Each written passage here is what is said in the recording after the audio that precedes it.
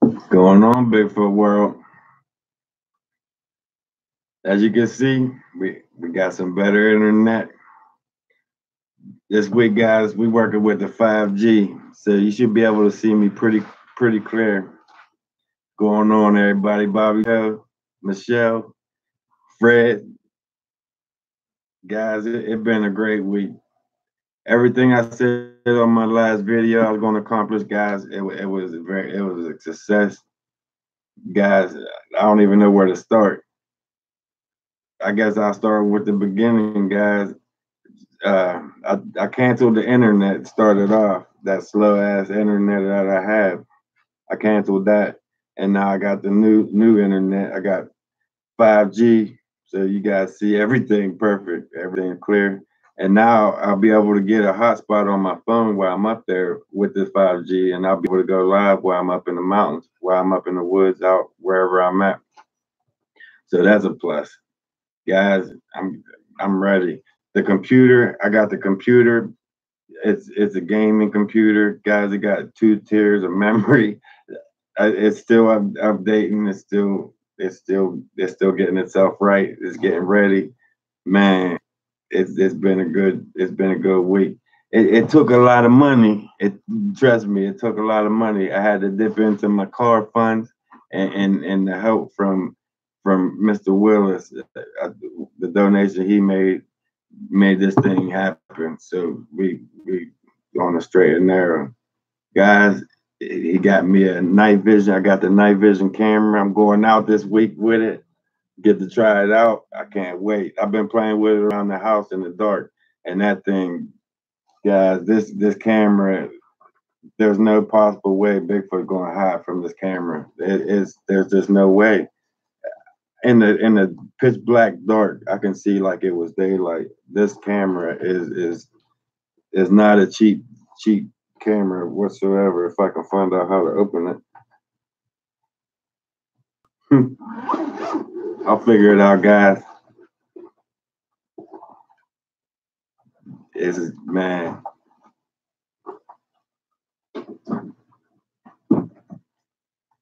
Guys, check this out. It's fully night vision. I'll be taking this weekend down to the cave. No matter how dark it is, it'll pick up anything. This thing, there's no possible way Bigfoot's gonna hide from this thing. Anything out there, I will see it. This ain't the only gadget I got, guys. This ain't the only new gadget I got. This is just one to start the week off. I can't wait. I cannot wait to get it out. This thing even got a head strap. I can strap it on to where I can be hands free. Guys, this thing is badass. It had to be over $600. So Mr. Willis, you will see the results this thing gives. I already know what it's going to do. I know how the Bigfoot been acting up there in that area, and once I get up there in the nighttime, this camera is going to do us some justice. There's no way that any animal is going to hide from us out there, not alone Bigfoot.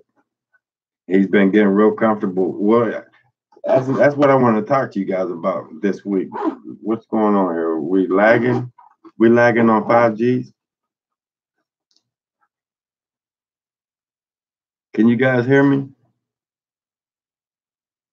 Because this blacked out. Let me see what's going on here.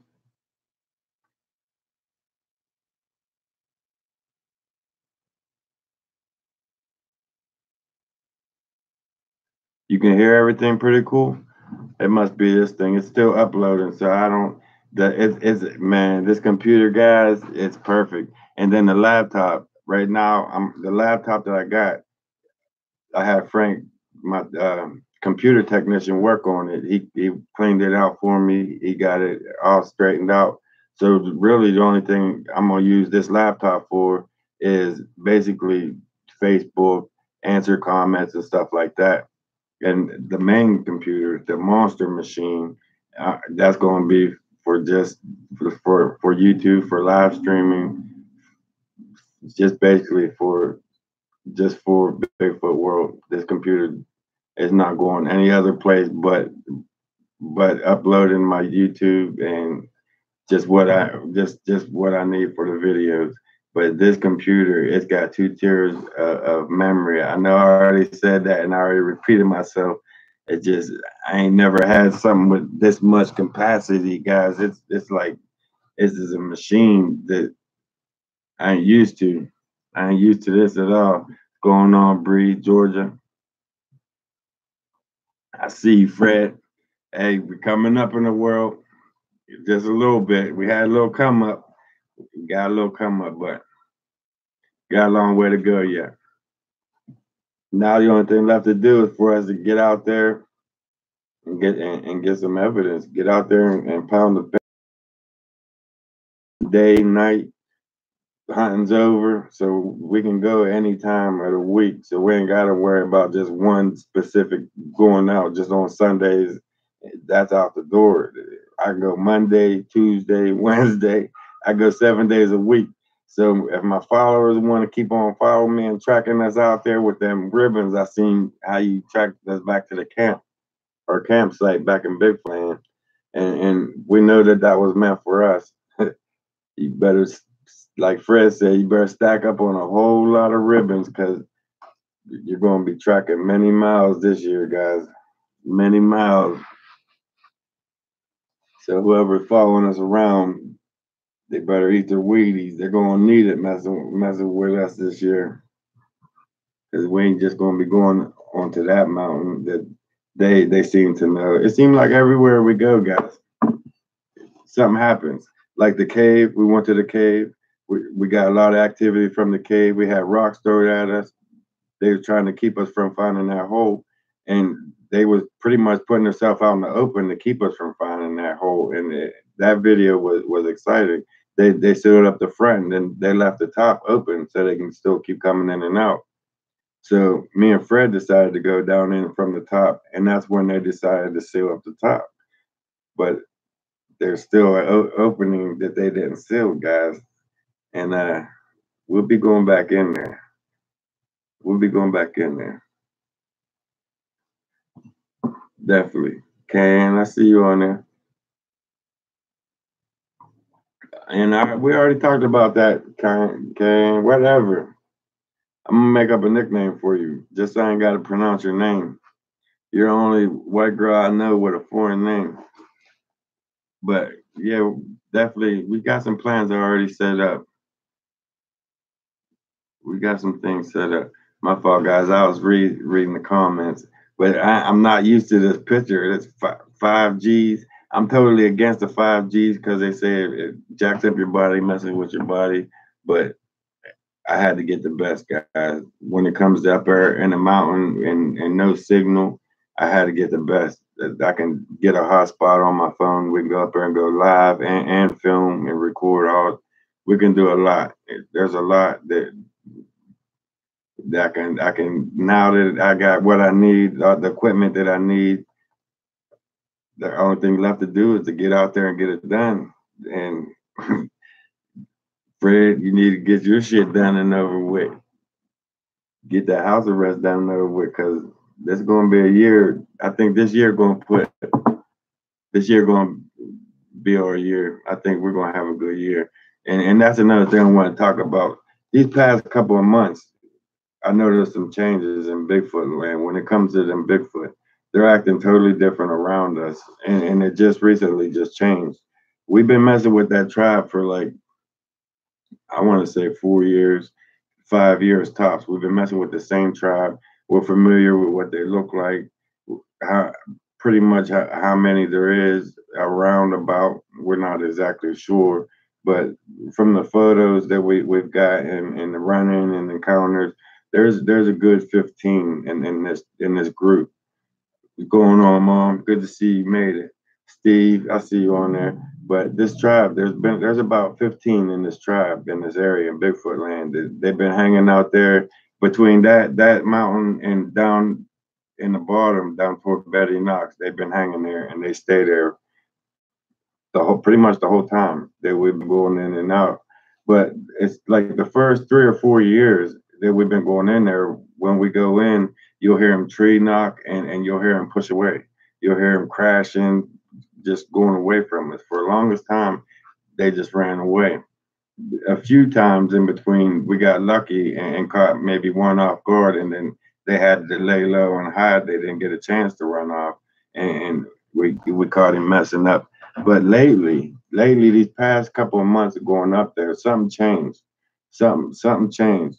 Now, rather the dude, the Sasquatch that was in charge of that tribe, maybe I was thinking maybe he stepped down and another Sasquatch took his place, but something changed, or maybe that we've been going in so long and so much that they really getting used to us and what we're doing in there. I don't know, but Fred can tell you, Mike, something definitely changed with these guys because we're going these past couple of months, these past like last 6 or 7 trips going into Bigfoot land. They've been doing stuff. They've been coming out. They've been talking. They've been interacting with us. They've been drumming on shit. I was getting ready to go up onto the third layer by myself, and as soon as I got the thought in my mind, you know what, hell with it, I'm going to go ahead and try to get up there. And as soon as I got the thought to go up there, it started drumming to my right. I mean, doo doo doo doo, loud drumming with sticks on wood. So like it was trying to get me to go over there and leave them alone up there on the third layer. So I did what he wanted pretty much. I got back down and started walking over toward the drumming. And when I came out around the back of the rocks, that's when I found that big puddle of blood and the trail of blood that led to nowhere. So I don't know if he was drumming to get me over there to find that or what it was, but then not only that, they're playing tricks on us. Like for example, the time whenever I started filming at the gifting area where the dump site is, where some asshole dumped all their garbage there, and I put hug jugs there. Well, I set my coffee cup on that log there, on a tree stump there, and I was filming the trash bags and all the garbage that was there and everything that moved and the things that changed. Well, as I was filming, I forgot that I set my coffee down over there and I was talking about the garbage, and then I started walking back toward Bigfoot land. Well, when I got to Bigfoot land, back there up against the rock face, the coffee that I left back there on the tree stump was sitting on the rock face over there, still hot. It was my coffee that I set there, my cup and everything. And that's not the only time. There was a time that with Deb, the into the woods with Deb, when me and Fred, we got lost somehow getting back in there with him. So we told Chrissy, Mike, and Deb to stay right here, and me and Fred's gonna walk and go find camp. Somehow we got lost, and we're gonna go find camp. So they waited there, and me and Fred walked around over to where camp was, and right where we left the apples up on top of there, hanging up there, is where I found another coffee cup, and it was an older cup that I had left there from before that we was camping. It's like it wasn't there the couple of days before that, and then it just showed up there. Right? It's weird how stuff happens when they're around. One other occasion when we was camping, we had a bag of garbage, some little plastic tie up bags. Mike had a bag of garbage. He took that bag and tied it up before we went into the camp, and he set it down beside the tree. And we all got into the tent and crashed out until the next morning. Well, I was the first one out of the tent that next morning. Everybody was still sleeping. And when I came out, the trash bag that I watched Mike tie it. I watched him set it down there. And that trash bag that he tied up a couple of times was untied and sitting there up against the tree. It was a tie that I couldn't even sit and pick it without tearing the bag or anything. There was no holes in the bag. It was perfectly untied, sitting there up against the tree. So they came up in camp and untied that and snuck off. There was a couple X's they laid around the tent area just to let us know that they was there. Man, my signal sucks. Lori, mine don't. I got that 5G. Got that 5G this week, so my signal is perfect. Full bars. It's definitely not on my end if you guys are slow. Definitely not on my end at all. I don't know what's up with this computer. This is still updating, but oh yeah, did you guys, Gene? I didn't get a chance to watch that yet, but I've seen it's older. I know that's older. Where two seals went in there and killed two Sasquatch up there on Dunbar Mountain, which is Dunbar Mountain is the mountain, the tribe that we've been messing with for a long period of time. I don't think it's that mountain that the seals got. I have to go back and really watch it to really see where what area they're in and where it happened at, and then maybe we'll go up there and do a film on that once I watch the seals documentary on them going in there and killing two Sasquatch, which is I think it was more than two seals because if you go into any woods and this is from my experience and Fred, I'm sure Fred he can agree with me. He's been out there with me for years. He went on vacations to the forest with me. He can vouch for this. I think that if you was to go out there and shoot one or hurt one or anything of that manner, or even have the thought that you're going out there to take one out and carry it out. For one, you're not going to have a chance. They're not going to give you opportunity to get the shot. It'll never happen. They'll play with you. They'll knock on woods. They might throw rocks at you, but you'll never have a chance to get the shot. And if you do have a chance to get the shot and you shoot one and you take one down, I think the rest of the clan will make sure that you will not make it up to tell about it. You'll never ever tell about that story of shooting the Sasquatch. So I think when it comes to the Navy SEALs shooting them, I think they had a little bit more help than just two of them, two SEALs going in and shooting them. But let me get caught up on you guys' comments. I see comments flying through, and I'm rambling.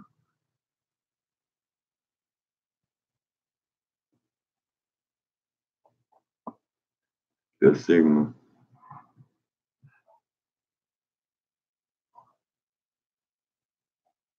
Lori says somebody's full of shit. I hope I ain't full of shit. I probably am, but you got to take the good with the bad, guys. I don't think there's no way two people went in there either and just took out shot two Sasquatch and the rest of them just sat there and let it happen. It's like I think it's like the same equivalent of of some stranger walking into a house, shoot one of us, like come in and shoot my kid, and think you're going to walk out with him. And I'm going to sit here and let you do it. It's not going to happen. It's not going to happen, especially with their power, their speed. It's you're not going to do it. I wouldn't advise doing it. Don't even think about doing it because you're just going to get yourself hurt. And I think that's how a lot of people do come up missing is because they think they're going to go in there and shoot a Sasquatch and walk out with him. You're not going to do that. They're not going to let you do it. Me and went up there on our first vacation and set up them deer cams on that tree. And that same night we set them up there, that scream that echoed through that mountains. And the thought that went through my mind that he stepped across that deer cam and it flashed on him and it probably freaked him out because it was pitch black dark up in that mountain. Then the flash, he screamed. I mean, it echoed for a couple seconds through that mountain. It scared me. I wanted to go back and lock up the cabin, get in the cabin, hide out. There's no animal that screams with that capacity, that loudness, that pitch, and that long. No animal can do that. So we went up there. They put like an X and some markers, an arrow that as soon as you cross that line, that's when it flashed. And I had 93 pictures on that deer cam. I ended up deleting them, messing them up, all excited that we had 93 pictures overnight from that night. And then the next night the next morning we came out of the cabin, there was three stacks, rock stacks, sitting outside the cabin, letting us know that they was there. They bombarded us with rocks at the cabin all night. and this is a secluded area where we was 50 miles, I'd say at least, to a grocery store. We had to drive about 25 minutes to a payphone. There's no signal in this forest. It's you can even look it up. It's Semahoning State Forest. Well, it's like on the borderline of New York. It's Semahoning State Forest in PA, and there's a forest borderline in New York, and we was dead center on that borderline of middle of nowhere. We was, I mean, it was. We if somebody would got hurt, there's nothing we could do for them. Maybe airlift them, and it would take an hour to GPS locate. And I mean, we was that deep into the forest. We was so deep, the animals didn't even know humans. Deer was walking up to me. We was talking to deer, feeding, hand feeding them almost. It was an amazing place, but that place is what got us started on Bigfoot. I don't even remember why I even started talking about that place. Oh, because people thought that they were going, the seals, two seals went in Dunbar Mountain and shot up two Sasquatch and walked out with them. With my with mine and Fred experience up there in them mountains, we just putting up a deer cam and the reaction that they had on our cabin. I can only imagine what would happen if they went up there just gun ho shooting that shit at every little sound. I think something bad would go happen to them. Like if somebody would go up Bigfoot land and just start shooting that shit, chances are you're not gonna make it out of there, or they'll just run off. It could either way. I think they'll just run off more than attack. This clan is not aggressive at all. They're more tricksters than anything. I think they'll just run off, push off away from whatever danger that approaches them pretty much. But that tribe from vacation up there in Semahoney, they act totally different. They will come knocking on your door, they'll tap on your window, they'll threaten you, they'll come running past you, right? Like when you're walking out the trail. Me and Carrie was walking out the trail early in the morning. We woke up at like right at sun up. It was like 4:30 going on 5. I wanted to walk out there and see what wildlife we could see early in the morning, right at sun up. We were walking out a trail out there in that forest, and as we was walking out, we heard something run past us. We didn't see it. We turned around. We couldn't see nothing. But over on the bank where it came up, there was handprints climbing up the bank. And when we discovered the handprints, I was looking down like, wow, comparing them to my foot, how big the handprint was. A piece of wood about 2 inches long came down. I watched it, landed on top of that bank and rolled down out into the trail. And I grabbed Carrie. I said, "Come on, let's go." I know what that meant. It meant get it moving. You had enough. She said there's something brown up there. I knew it was time to move. We was too close to it. It threw that stick. It was like, get it moving. So I grabbed Carrie and we took 2 steps and on our right. Well, the thing was on the Bigfoot was on our left. And then after we took 2 steps out the trail to take off away from the area, a big ass hawk on my right came flopping out right up over us, out of the brush, just flopped at us right up over. We showed you the feather from that in the last time we was live or whatever.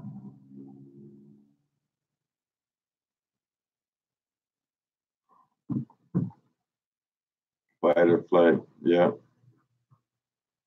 Fred's right on that one, pretty much. He's right. I was in the chat, y'all tell.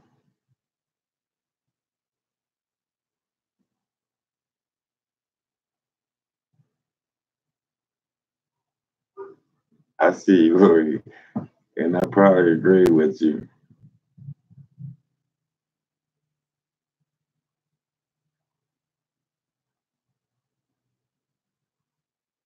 I'm not ignoring you guys. I was catching up on. See, when I'm sitting here rambling, guys, I can't see what your comments because the comments are like this big, and I'm 20 feet away from the computer screen just for this week until I got a big screen on this new computer. It's still up. It's updating. It's up. I'm getting everything updated. I want to get Norton's anti software. I want to get it fully protected before I release it to the internet, guys. I don't want to destroy it before I got the chance to use it. So it's still doing this thing with updating and everything. What's going on, Pamela? I see you made it. His eyes look human. His face looks beauty and beast. Yeah, some of them. That's it. That's one thing. Another thing I've been noticing that this particular tribe in Bigfoot land, they all don't look the same at all. There's like I don't know. I don't even know how to begin to even explain it to you. But there's one little dude that looks like an elf. Like he has no hair on his face. He has pointy ears. He looks like some kind of some. I just got demonetized, but he looked like some creature off of a movie. You seen the? I'm sure by now you've seen the pictures of him. He looks like some. I don't know. I don't even know how to begin to describe him. But then there's the other ones with the hair all over their face, and they look more like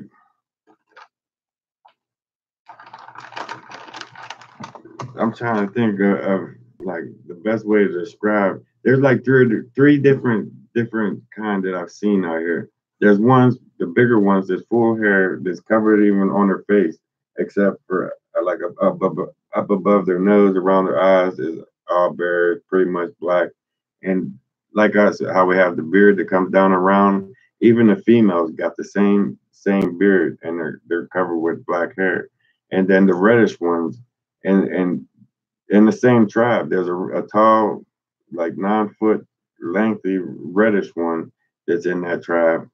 And I thought he was the leader. I thought for the longest time he was the leader because he would always show himself. Him and there was a female with very long hair. She looks like a woman. I never seen her up close. It was always from a distance.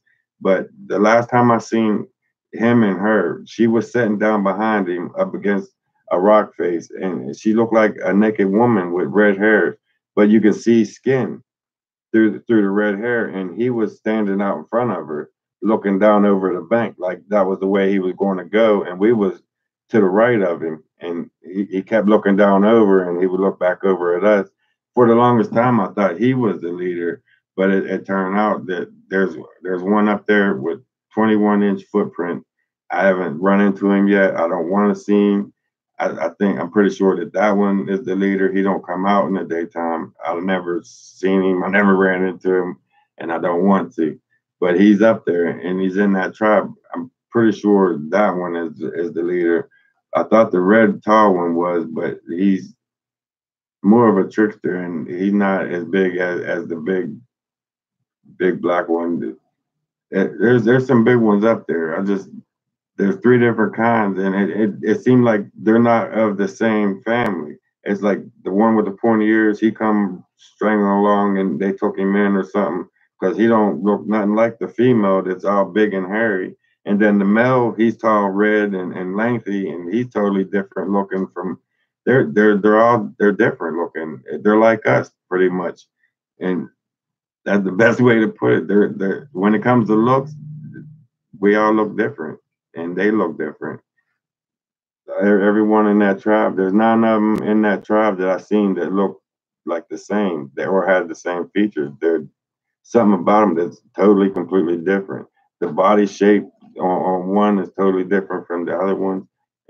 They're all different. And you're right. It might be a couple groups intertwined in that same area.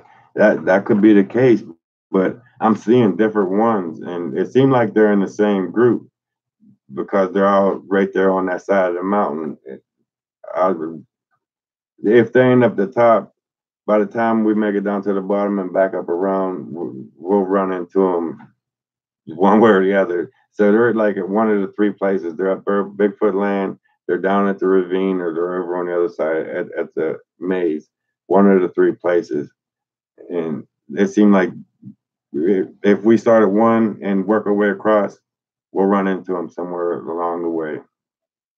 So usually that's what I do. I'll start over Bigfoot land. If we don't get no activity really or hear nothing over in Bigfoot land, we'll work our way down into the ravine to see if they're down bottom, messing around in that stream or over there at the maze. But it seems like it works every time we go out. We always run into them. Sorry, I'm back now. You left us, Lori? It should be raining out. Guys, this weather been just miserable. It's been miserable. It, one day it's 15 degrees, it's 15 below the next day, then it's rain all day, 55, and wonder why everybody's sick. This weather around Pennsylvania it's like going through menopause or some shit. It's going through 4 seasons in one day.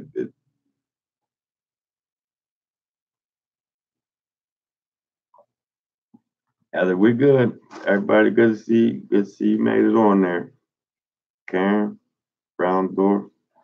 But Lori, she going crazy. I see. I've been keeping up on her comments.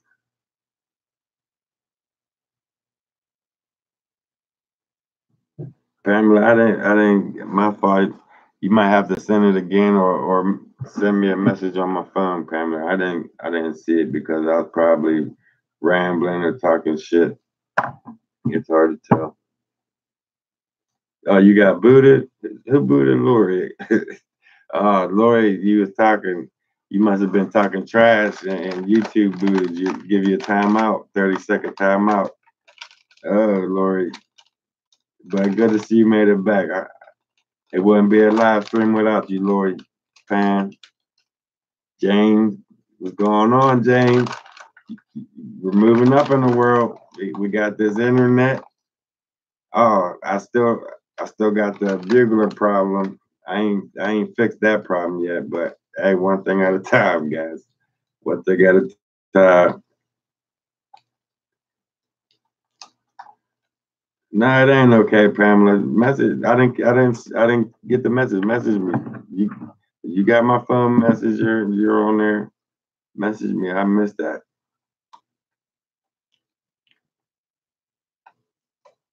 On the window in the city. Kelly, I'm good. Hey, we're doing good. As you can see, internet, we ain't had no problems yet. We can even probably talk stuff. We can talk crap on you know who, and we might not have no problems. We might not get shut down. Harold, what happened, Harold? You changed your name? You're the road runner now? No wonder I didn't get a chance to see you. Oh, Harold. I'm glad I've seen that. Shut that door. See right there, that door on the back side of that door. That's where all the fam I was going, guys. And your letter was the first letter up there. Just so you know, I got it up there, and the postcards up there. I mean, the postcard's not from the postcard from Pam. The letter, but like I said, all the fan mail that I get, guys, it's right there on my office. Every time I get up to leave, I'll see it. You guys will be in my thoughts every time I leave this room, and every time I come in it, for that matter, because chances are I'll be going to YouTube coming in here or editing something or putting something together. But that's guys with the software that I'm about to upload on this new computer. It's pretty much a gaming computer. It's got 2 tiers of memory. I can upload videos for days. Not to mention, I got a memory box down there that I can just push the videos down onto it, so I ain't got to fill my tower up with videos. I know I'm rambling, but I'm trying to fit all this in at the same time. We see you, Scott Willis. Well, you must can't see me saying hello. This is my fault, Scott. I see it now. I see it now. Hey, man, I'm trying. Looking forward to the new setup. I am too. I can't wait. It's still uploading. I don't know what's going on with it, but it's still updating. Real mama, I can't wait to send you one. I'll put it right up there with all of them.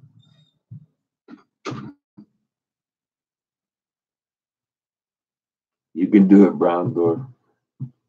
Kim, what's going on? Jack Willis. Why does it say Scott? But it's good to see you on here, Jack. I should have known. I should have known because of the Willis. My fault, man. Is there tobacco in that Google bag? Yeah, it's Bugle bag. My fault. Yeah, it definitely is. He said Google bag, but it's Bugle bag. Oh, your name's Jack Scott. Okay, I got you. I'll remember that for sure. Definitely. Just got back from Brazil. What was you doing out there? They're drumming like Brazil. I bet. I'd love to experience that. No, Jack. That's after live stream, though. I'm not gonna lie. I'm not gonna lie to you at all. After live stream,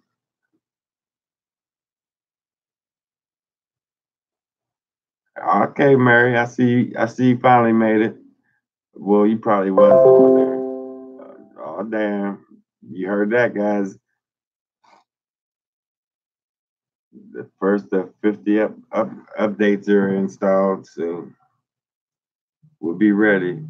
Hey, you didn't see that, man. It's 100% Indian hemp. Hey, it's still. We're not going down that road, guys. You guys are trying to take it down the road. I'm not going down. You trying to get me to say something I ain't supposed to. Wait till it's legalized and then we'll talk about it. Until then, we're gonna stick with bugler. It's that's what we're gonna stick with. The women are too hot in Brazil. I can't. You can't argue with you there. You have no idea. They're exotic. You're gonna get me in trouble, Brown Dwarf. I ain't talking about that either. Anybody else want to talk about anything that can't get me in trouble?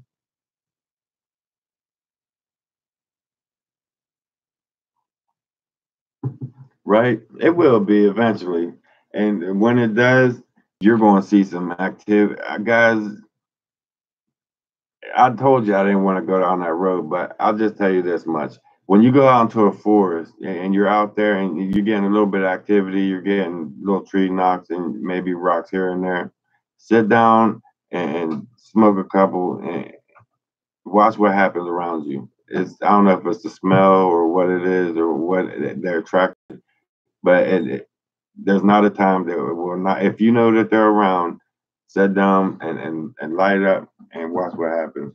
They'll come around every single time. They'll show themselves, but they always do it when you're doing that when you can't be filming. So I can't never catch it on film because of. So when they legalize it, guys, that's going to be. James know what I'm talking about. But when that happens, I'll be able to show some activity that you guys wouldn't believe. Fred knows. Fred was there. Fred witnessed it himself, and it's every single time. It's not just here and there. It's no matter what. Every single time they will step out and show themselves.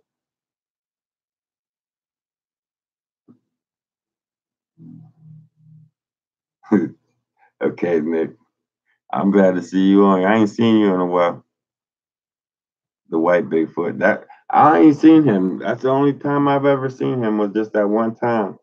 Just that was like I never even knew that they was real. I mean, I heard about people talking about they was real, but that that blew my mind to see that Even we was all seen it. Fred, everybody. We all got to see that except for Deb. She was back there talking to a tree stump, and we all turned to face and started walking off of this rock face that we was on.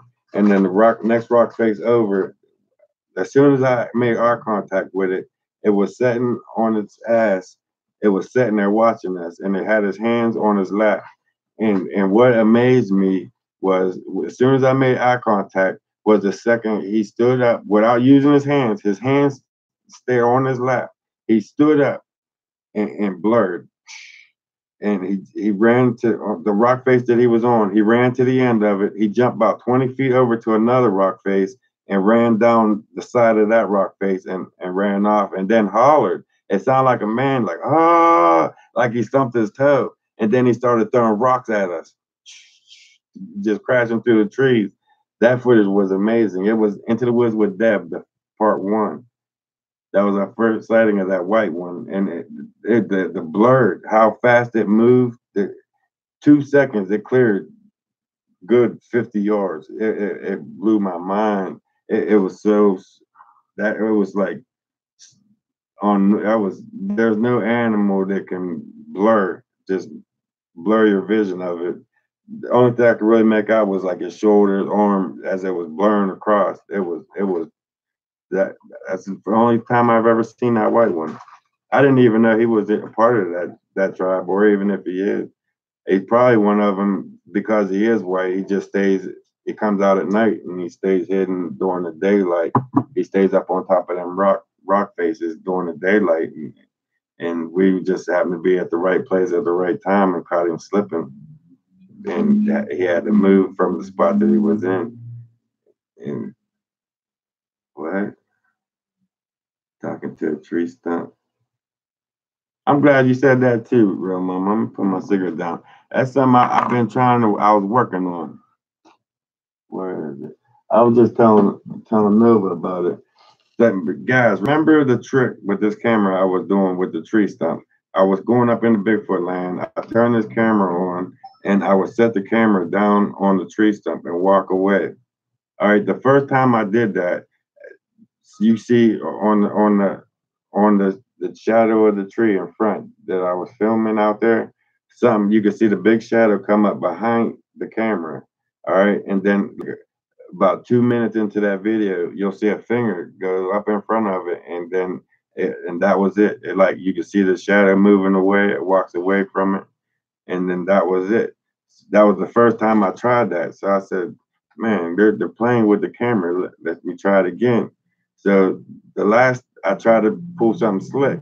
The second time around, I tried it. I turned the camera around to where when they go to do that, the camera would be they'd have to look into this, but this would catch them. So I tried to be slick with it, but they was a step ahead of me. What they did was they opened up this memory card where the memory card goes in. They took the memory card out and they smashed it. It's right here. They smashed it like they pinched it shut, and then to where you can't. It's unreadable. The black plastic pieces right here, they're broke. They're snapped on this end, and then he crammed it back into this camera and left the SD door open and set it back down and walked away from it. When I came up to get my camera, the camera was off and the SD door was open and the SD card was smashed and jammed back. Like he took it out, smashed it, and put it back in and set the camera back down. It's like that's how smart they was. They knew that this held the memory. He took it out, smashed it, put it back in, put the camera down, and walked away. So if I can recover whatever data is on here, he had to show himself to pick it up. And you know what I'm saying? Pull the card out. He had to catch it. He has to be on here, is what I'm saying. The best way I can put it out. But I can't get none of my laptop won't read this card. The computer that just burned up, it won't read it. But now that I got this new gaming computer, I might be able to get this SD card to work in the gaming computer.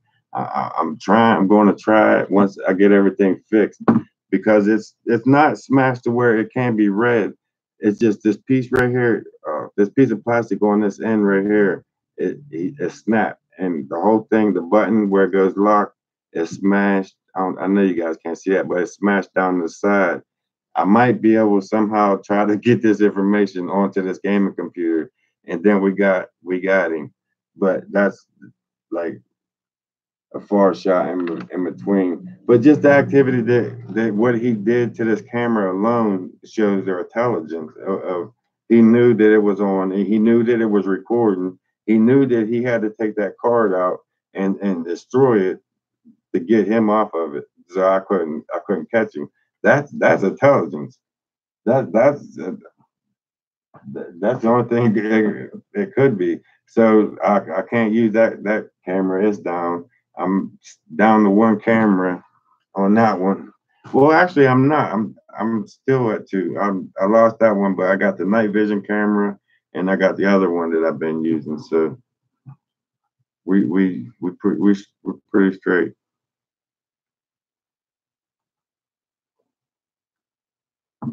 I thought so too.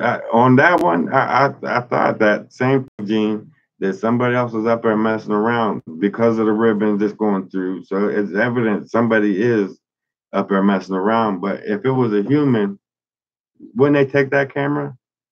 I mean, if I walk up and I find a camera sitting on a tree stump, I mean, this ain't a cheap camera. This ain't a cheap camera. If I walk up on this, I'm not going to do that. A human being is not going to just take out the car and smash it, put it back in, and give it back and leave it set there. They're going to take it.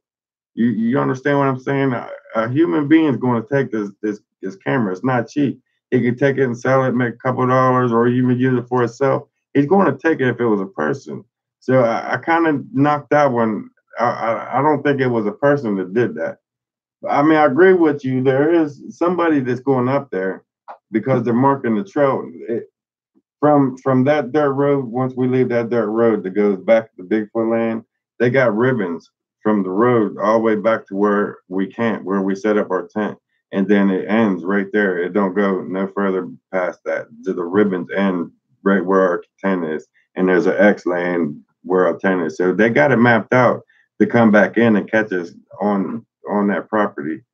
Guys, did you just see that shadow behind me? My heart's, I picked up my coffee, so this is not causing that big shadow that just went across that back wall. I'm gonna have to go back over this later, but I think I just caught a shadow go across my back wall, guys. You light this cigarette up. They wouldn't take it if they are just trying to mess with you, Jeff. Yeah, you're right. You're right. If it was like the game warden, maybe they would do something like that. Just so I don't get no evidence of them, they would just. You're right on that, and that's a possibility that it could have been an official, like a government official or game warden or BLM. It could have been one of them, and they probably would have did the same thing, left the camera. But even I don't even see them. I see them taking the camera. I mean, because they could use it for themselves. They wouldn't just leave a camera out in the forest on a tree stump. But yeah, it's just I don't know. It could go. It could be anything really. So, but it just fascinated me that how that how that perspired, how that happened. Now, I mean, I lost a computer. I mean, a camera over it. But at the same time, I learned not to leave shit lay, but want to keep it. But now, guys, I got this. And there's no there this leaves off no ultrasound that we can't that they can hear that we can't hear it. This is so none of that. I did a little bit of research on this plot watcher, and this is the new improved thing out. So I think I got an idea with this. Instead of just tying it and strapping it to a tree, I want to put that inside of a tree, and I want to get like the whole team out there around me and just doing like off the wall shit, messing around to get the Bigfoot's attention on them. And I want to find a nice hollowed out tree and put this plot watcher up inside that hollowed out tree and just leave it for a couple months and not even go back to it for a couple months. Don't go near it. Just leave it go, and then at the end of the season, come back and see what happens to see what goes on with it. But that's just one thing I'm gonna try on that one. Instead of just leaving all my expensive cameras out there set around recording and taking the chance of getting them smashed, I don't want to do that no more. So I'm going to use that plot watcher. Man, you guys been helping me out. I'm not going to say that you haven't, and I appreciate that a lot. If it wasn't for you guys, I wouldn't still be doing this today. It just crossed my mind that I seen that shadow just now, but it just now crossed my mind that I would done gave up a long time ago, guys. I mean, look at my team. My team, they're losing interest. Money Mike, he's chasing girls. Jeff, he's going to start coming back out with me. He's going to start doing this thing with me again.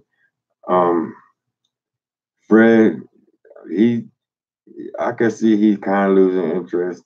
He's still there with me. He's always going to be there with me. But I can tell everybody losing their passion of what we're doing out there.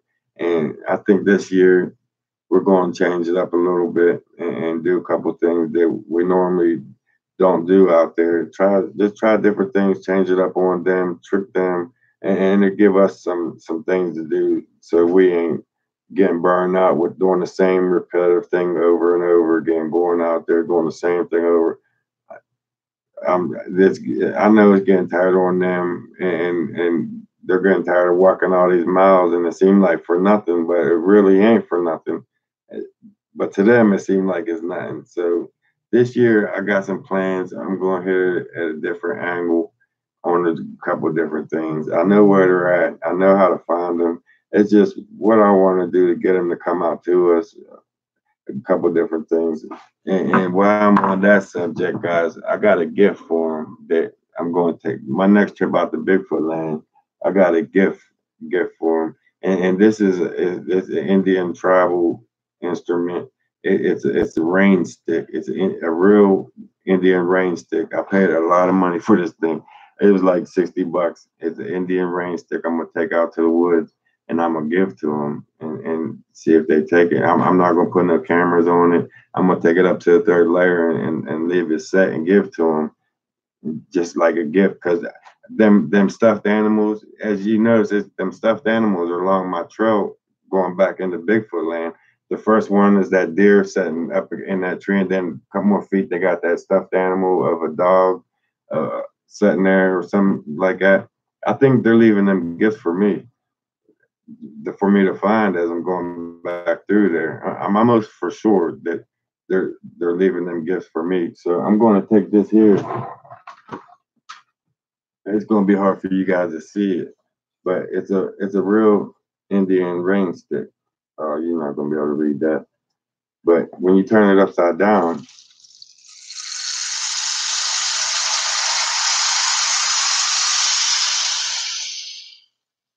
I think they'll like that. And just take it out there and just leave it for them. We'll go out there after I give it to them, and we'll hear this running out through the woods, which will be interesting. But just for them,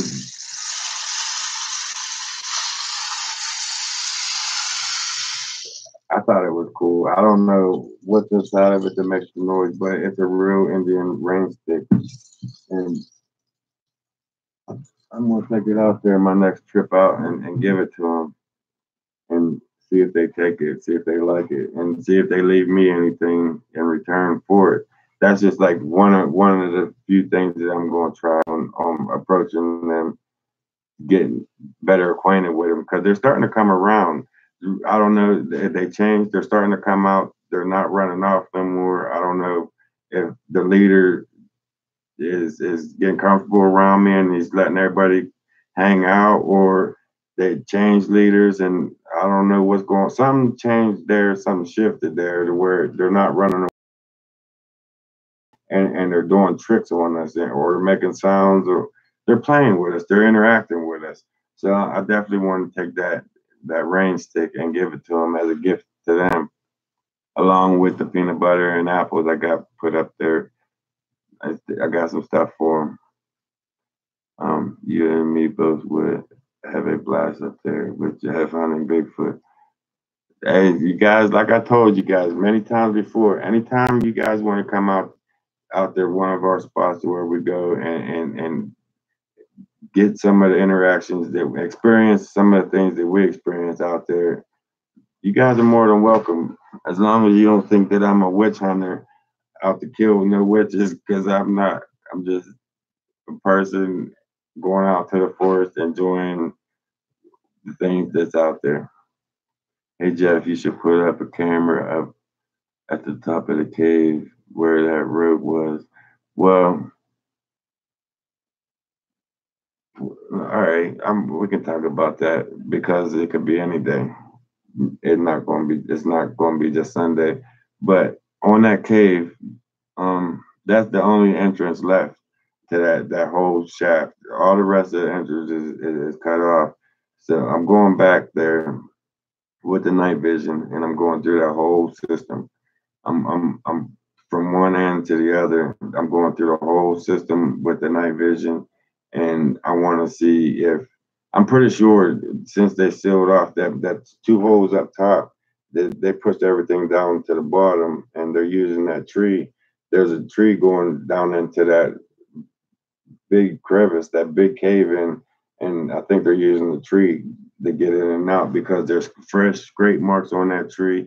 And I know black bear do the same thing. They'll mark their area by scraping, leaving claw marks on the tree. But I don't think it's black bear at all. I think it's the Bigfoot. So I'm going to take the night vision in that cave system, and I want to see if anything's living in there, hibernating. I want to see why the temperature changed from around 55 degrees. It's over 90, 100 degrees the last time we was in there. Down there, it was shooting up steam out of that hole. So something geologically changed down there. I want to see what's going on with that. Just, I just want to go back because there's been a lot of bad things that came out of that, and I feel like I want to go back one more time with this night vision, go through it thoroughly, get all my questions answered, and move on with it because uh, the BLM know about that area. They know that I go to that area, so I'm not going to just keep going there and risking the jeopardy of the Sasquatch. And because if I keep going back to that same area, they're going to do something off the wall. Because you guys know that they do animal control with the Sasquatch. If there's a road Sasquatch, they do go in with Blackhawks. I confirmed it. I'm not going to give you guys a name up. I'll never do that. But I talked to people in Australia. I talked to people in a couple of different countries, and even in the U.S., Colorado confirmed the same thing that they are going in between hours of like 3 a.m. and 5 a.m. and Blackhawks usually 3. They're going in, they're shooting them, and they're taking them out by nets. It's been confirmed by 3 or 4 different people across living all different parts of the country telling me they don't even know each other, and they're all 3 or 4 telling me the same exact story of what they're seeing through the nights, of what they're doing with the Sasquatch. They're cleaning them. I don't know whether they're doing that, but they are doing that. They do know about them. They've always known about them, and I don't know why they're doing what they're doing because they're so docile. I mean, they're really not a problem with anybody, or I wouldn't even have no kids left. As many times as I took my kids up there on that mountain and interacted with the Sasquatch, I should be kidless by now. Mike should be gone by now. I mean, there was one altercation, but that wasn't in Bigfoot land. That was a whole different tribe and a whole different part of the mountain where Mike had his bad experience. One came down, well, 2 came down and tried to take Mike. They split us. I don't know if I told you. I'm pretty sure I told you guys, but on this one certain area that we don't go to anymore, they since that's proof right there Mike had an incident up there. They split me and him up, and they pushed a tree down. I told Mike to stay here, let me go over there and see what pushed the tree down, which was my mistake. I left Mike alone and I walked over to where the tree was pushed down to see what it was, the film, whatever. Because whatever pushed the tree down, it was still there. It didn't walk away or nothing. So I told Mike, stay right here and let me, whatever it is still there, let me go over here and film what pushed that tree down. And I walked over there and I couldn't find nothing. I couldn't see nothing, what pushed the tree down, but it had to still be there. But while I was looking for it, something on the other side of Mike I heard rustling over there, but I thought it was Mike making noise, playing with sticks over there on that trail.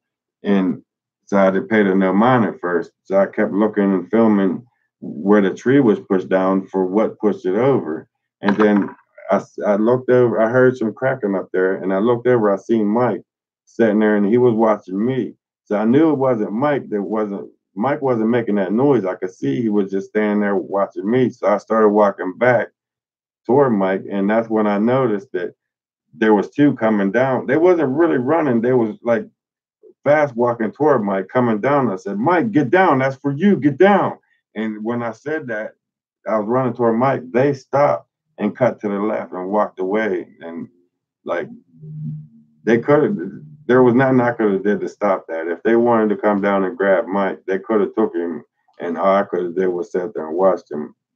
He was humongous. I had it on film. Everything that unfolded, it happened on film.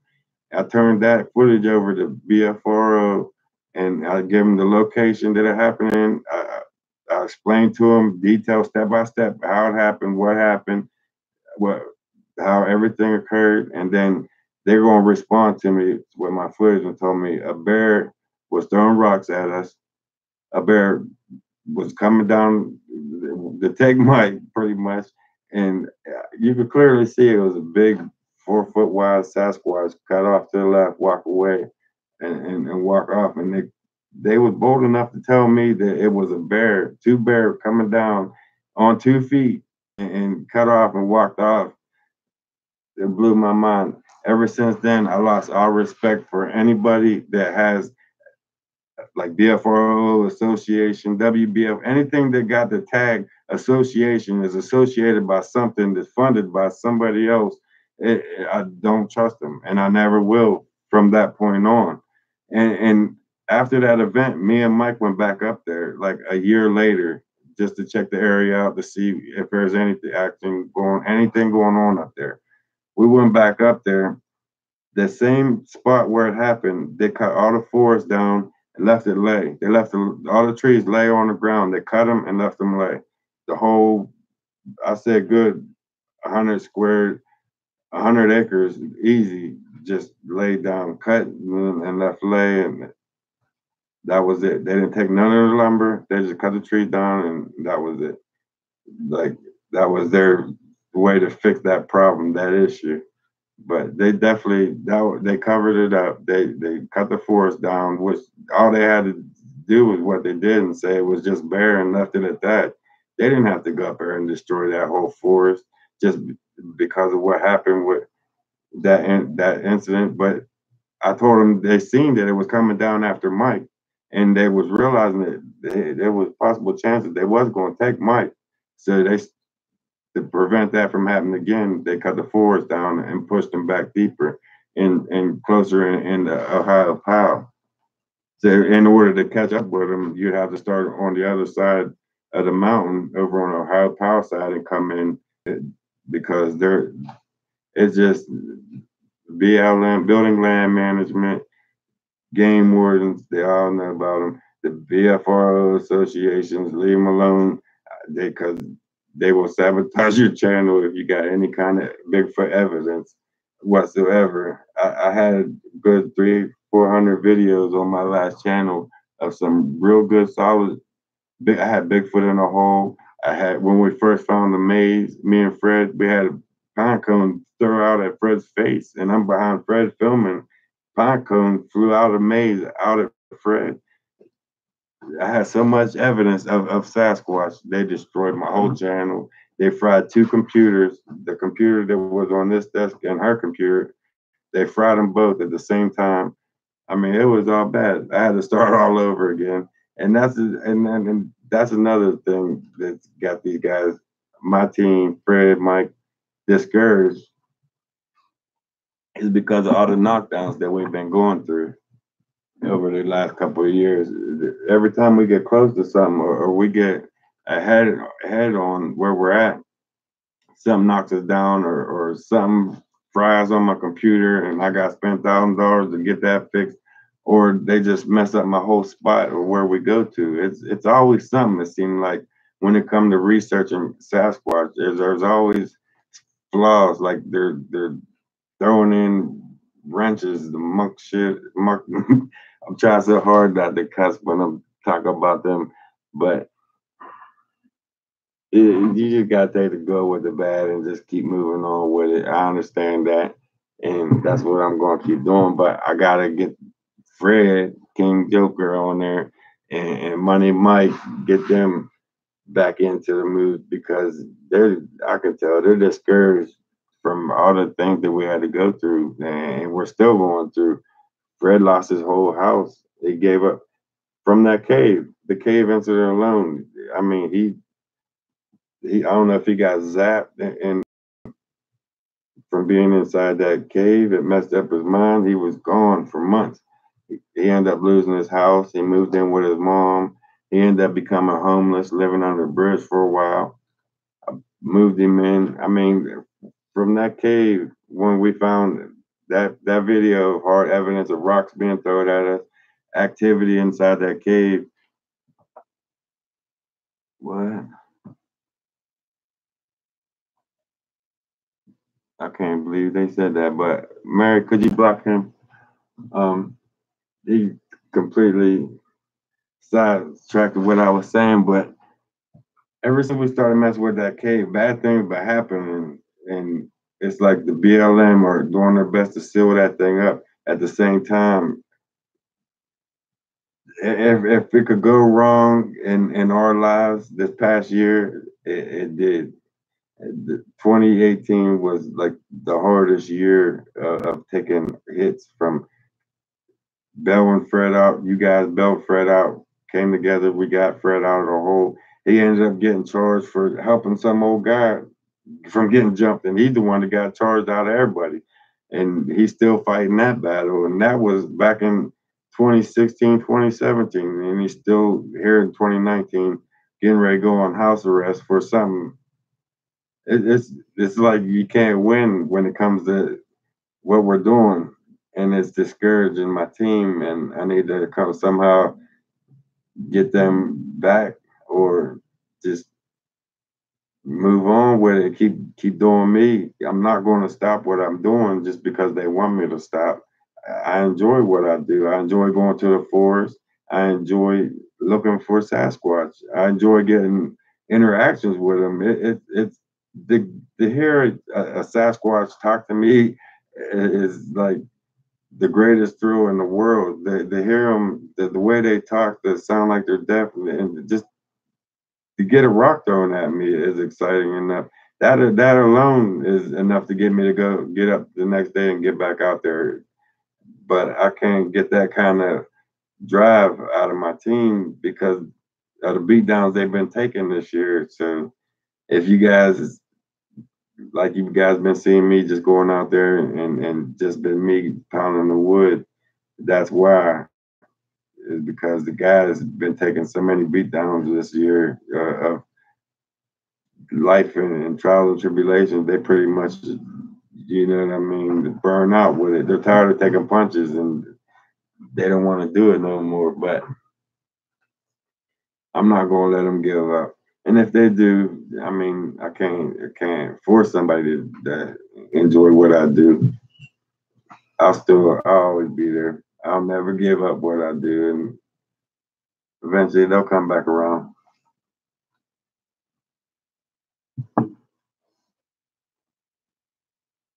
So if you guys just see me out there and you just get tired of seeing me, just skip to the next video, because there are gonna be a lot of videos with just me out there. There's gonna be a lot of videos with all of us out there.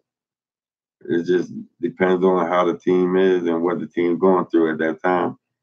Just so you guys know now, because this year is going. Now that I got the equipment, guys, I'm trying to get a video every. I'm gonna post a video up every day. Every day, I'm gonna be out there doing something, one thing or another.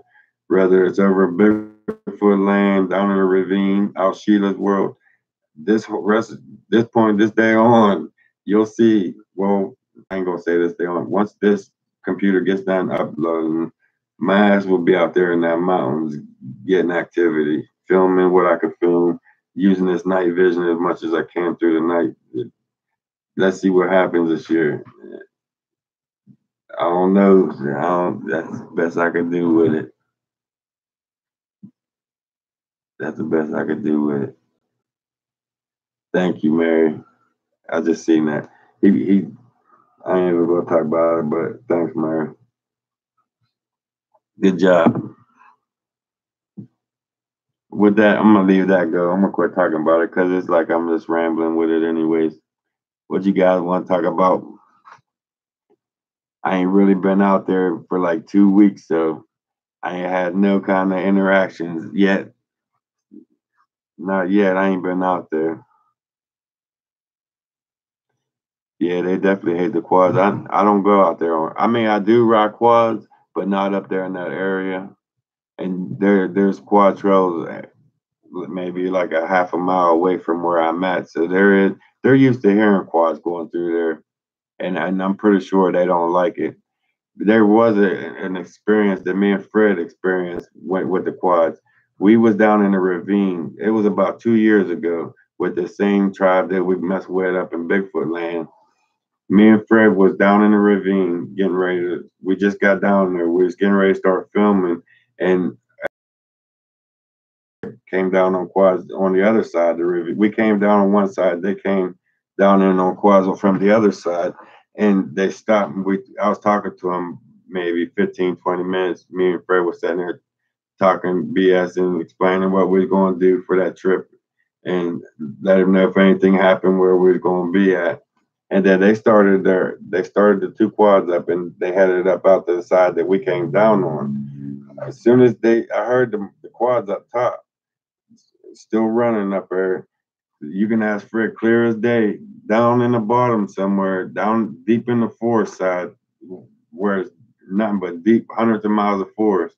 I heard my name 3 times, hollered, Jeff, Jeff. It said my name 3 times. And Fred said, hey, maybe your Uncle Joe fell off the quad. Maybe it was him hollering for you. Call him and see if he's all right. So I pulled out my cell phone. I called him like 3 or 4 times. He wouldn't answer because he couldn't hear. He couldn't hear his cell phone over the quad. But I talked to him once I got out of the woods. Nothing happened. He rose straight out of there. He never hollered my name or none of that. But they know my name. They said my name, hollered my name 3 times down in the bottom from the forest side. They said my name, Jeff, hollered Jeff 3 times. It blew my mind.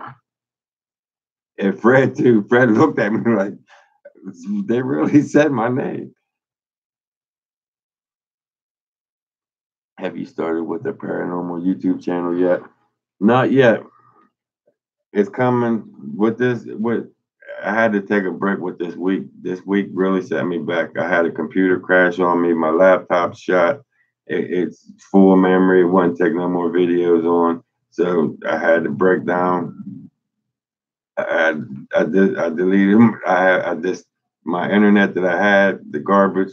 I'm not even going to say what it was, but it was like the worst possible internet you could get.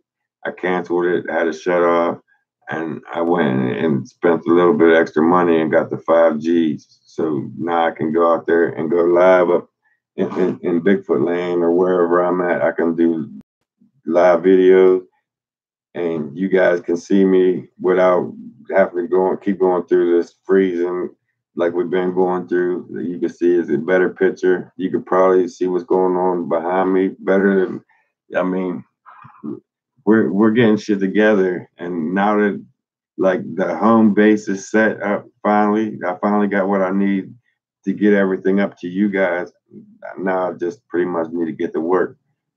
Um, that the paranormal channel is probably not going to kick off until probably after March. I want to say after March, April.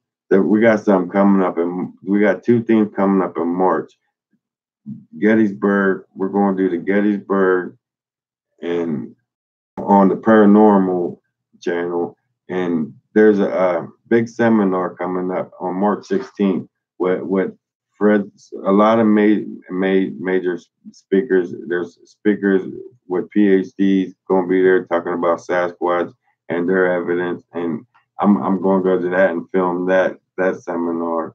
I I, I watch a lot of Fred Saluga's. He does like live broadcasts, and he'll people call in to him and tell their encounters that they've had of Sasquatch, and he's obtained so much information about this area, Pennsylvania. He's the one to give me the. I watched one of his podcast or whatever you call it, and after I got done watching it, I went to the cave that he was talking about that got sealed up. I got that spot from him. He said that they've been having problems with Sasquatch in that place, that area, for over 150 years. He said they can't go in there. Nobody can really go in there. Every time they go in there with machinery, the machinery gets smashed up. Something happens to it, or it gets flipped over, and they just can't do nothing in there. In the stone quarry, they said they can't open it back up. They tried a few times, they can't do it. So I took that information. I said, Fred, let's go up there and check out this cave, this stone quarry, and let's see what's going on with it. Sounds like it rained stick too scared the shit out of him, right? But I'm gonna give them that rain stick. I think they'll enjoy it. I mean, it might freak them out at first, but once they come around to that stick, I think they'll enjoy it. But anyways, about Fred. Once I heard him that the story about that particular mine that we started going to, I had to go check it out, and we went up there, and it was like just like he said, everything he said it happened to us, and we just kept going back. And because of us kept going back to that area, they ended up sealing it completely up, almost. There's one entrance left that they didn't get to. They probably don't think that we know about it or know where it is. So which one? Oh, the cave. The cave that got sealed up. That we've been going to, Mary. But I'm gonna go back in there one last time and see what happens on that one. And I know I just totally I forgot what I was even talking about because I see Mary got rid of one of the haters that was on there talking trash. And every time it catches my eye, I see what he said, and then it's like, why would he say that? And then I lose all train of thought what I was even talking about because you got dumbasses that want to screw it, just being dumbasses. But Mary's on the job. As Mary's on the job, she got rid of him. That seminar sounds amazing. Yeah, it's in PA. Guys, if you're in the PA area, March 16th, it's at the Morel Firehouse. It's going to be a big seminar. There's going to be Bigfooters coming from everywhere to the seminar. But yeah, all right, Gene. I didn't forget, Gene. But it's at the Morel Fire Hall, Fayette County, Pennsylvania, on March 16th. I think it's from 11 to 5. If you guys are in the area, you want to come down and check out the area, come down, talk to us talk, listen to some other key speakers talk. A couple of them have PhDs that they're coming. They'll be there, and so hopefully, I mean, they're scientists. They're actual scientists.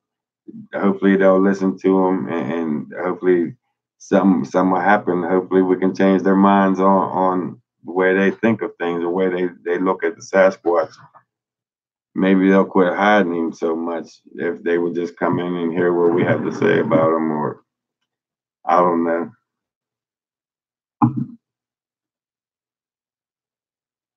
What's going on, Frankie? Good to see you on there. We on here doing it. And Frank, you're another one, man. Thanks to you. Your help, your donation helped me get what I needed to get, and man, if it wasn't for you guys, I wouldn't be where I'm at today to do what I'm getting ready to do. So these next couple of months, guys, is because of you. You guys made this possible. What we want to do. But now that I got that said, James, back to the Morel Fire Hall.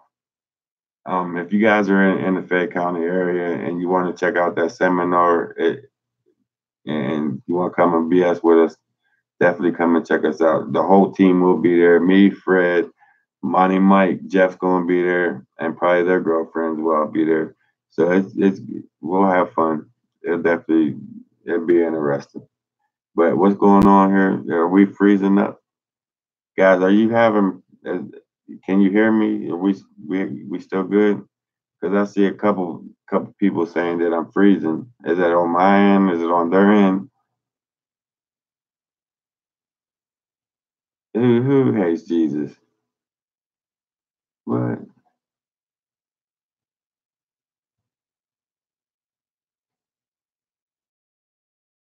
I won't even feed into that. But Frank, thanks, man. For real. You're definitely one of the three that made it happen. And that means a lot to me. For real. And these next couple of videos is dedicated to you guys. Bruce Willis, Frank, Pam, you guys, these next couple of videos are for you for sure. You guys made it happen.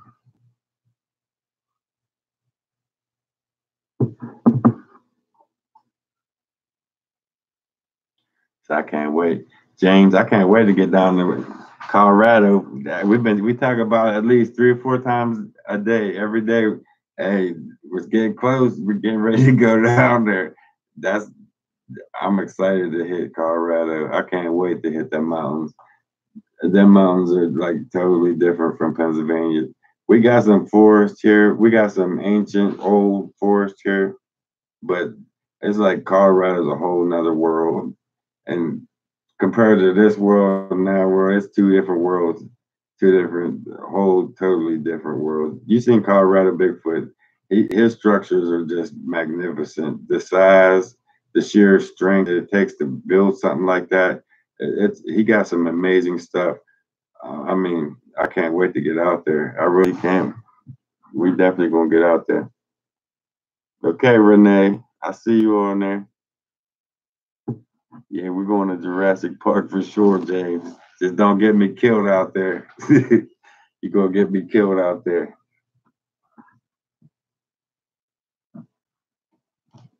Mr. Freeze. Is it freezing, guys? Did I really spend all this money on 5G to have it? Is it still freezing? Keep going experiencing for sure. But give me a thumbs up. Are we all right? Everybody, some of you guys are saying we're freezing. But it says full bars down there. We're pretty good so far.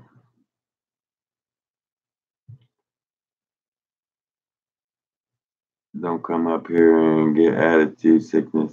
Oh, altitude. My fault. Yeah, I did that a couple years ago. Going up there too fast. You gotta take your time with that. But we're definitely going up there. It's buffering. Let me see what's going on here.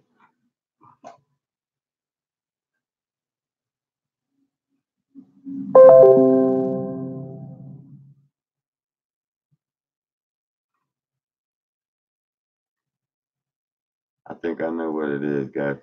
That this computer is taking so much to update, and it's just everything's going into the main computer. So I'm just going to shut it down for now and finish updating it later on. You lost signal for a minute, but good now. Okay, input signal now. That's what it was. That's what the big computer was taking all of its juice pretty much to update. I think I'm the thing. I did that a couple of times, James. That's terrifying just to walk up on, especially catching them off guard. I did that one time. I think it was like a fluke thing. I don't know what happened, but I came out of the tent and I took off walking one morning, and I was just walking off by myself, one off random. It was no trails or nothing, just following structures. And some, like, I didn't see it. I didn't even hear it at the time. But on video, you can hear something run right up behind me, right past me, and you can hear it running away. But on this side, like leaving, you can hear it coming up. You can hear it going away. It blew my mind that I didn't even hear it at the time. I should have heard it. I should have seen it, but I didn't. Yeah, I think so. I've been seeing. I don't want to mention it because I want to spook myself, but I've been seeing that shadow back there going from like back and forth, and I've been moving around to see if it's me, and it's not me because you see there's no shadow back there now, but I've been seeing it. I've been seeing it. So Roadrunner, you're not the only one seeing it. I seen it. I'm trying to ignore it because I don't know what the hell it is, and I don't want to feed into it. Mary, you talking about to the cave, or are you talking about Colorado? The whole team's going to Colorado. The whole team, all of us. About 3 days to get down there. It's a 3 day trip straight down. It's 3 days, 2 nights. I think it took us the last time to drive down. I don't plan on flying. I don't like planes. We're going to drive that one out. The shadow has long teeth. Come on, man. Go ahead. Don't do that. Don't do that. I gotta live here, man. Oh,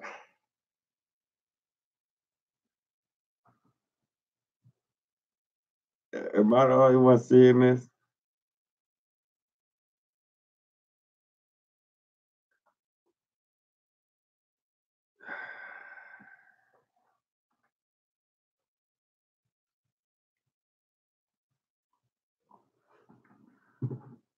You guys seen it?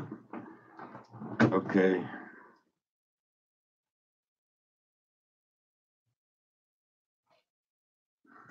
Well, I'm not going to talk about it. Let's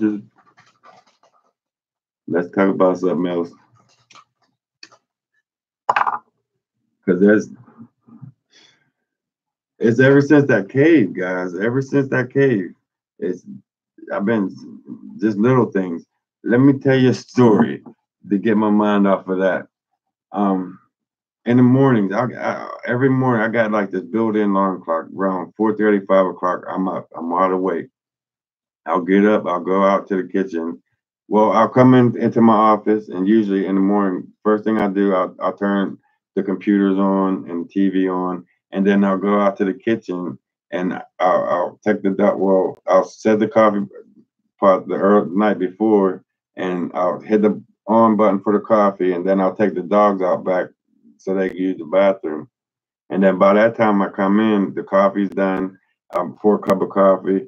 And while I'm sitting there pouring a cup of coffee, on the wall there's a mirror and it reflects another mirror on the other side. And that mirror shines into this office outside this door. So if you look in one mirror, you look into another mirror, it looks into the office. So as I was pouring, something caught in my eye, and I glanced and I looked over, and I seen like a black mask cross inside the room. It was in. I looked in the mirror, into the other mirror, into the office, and from one side to the room to the other side, a black mass just like I seen it clearly. I looked at it. I seen it clearly. I was scared to go come into my office. I was hollering from the kitchen because my bedroom's on the other side, and I'm hollering, Carrie. Like I was scared to go into the office. I wouldn't even leave the kitchen. I had to holler for Carrie to come out. Like, look in there. You see anybody in the office?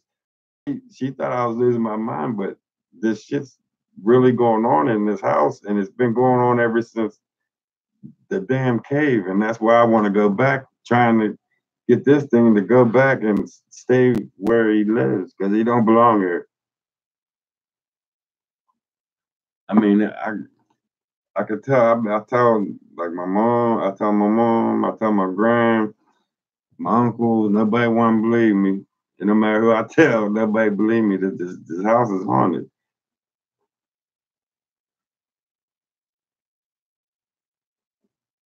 This house is definitely haunted.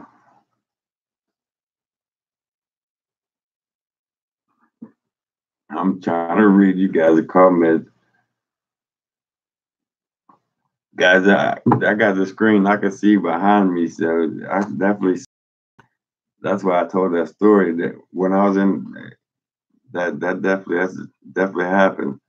And sometimes Cookie don't do it, but Ted will come down in the hallway, just bark for no reason. There won't be nobody back there, just bark at nothing. Just like, I thought something was wrong with him because Cookie don't do it. It's just Ted. Ted come back to the hallway and just bark down the hallway at nothing. Nothing to be down there. And he just barking.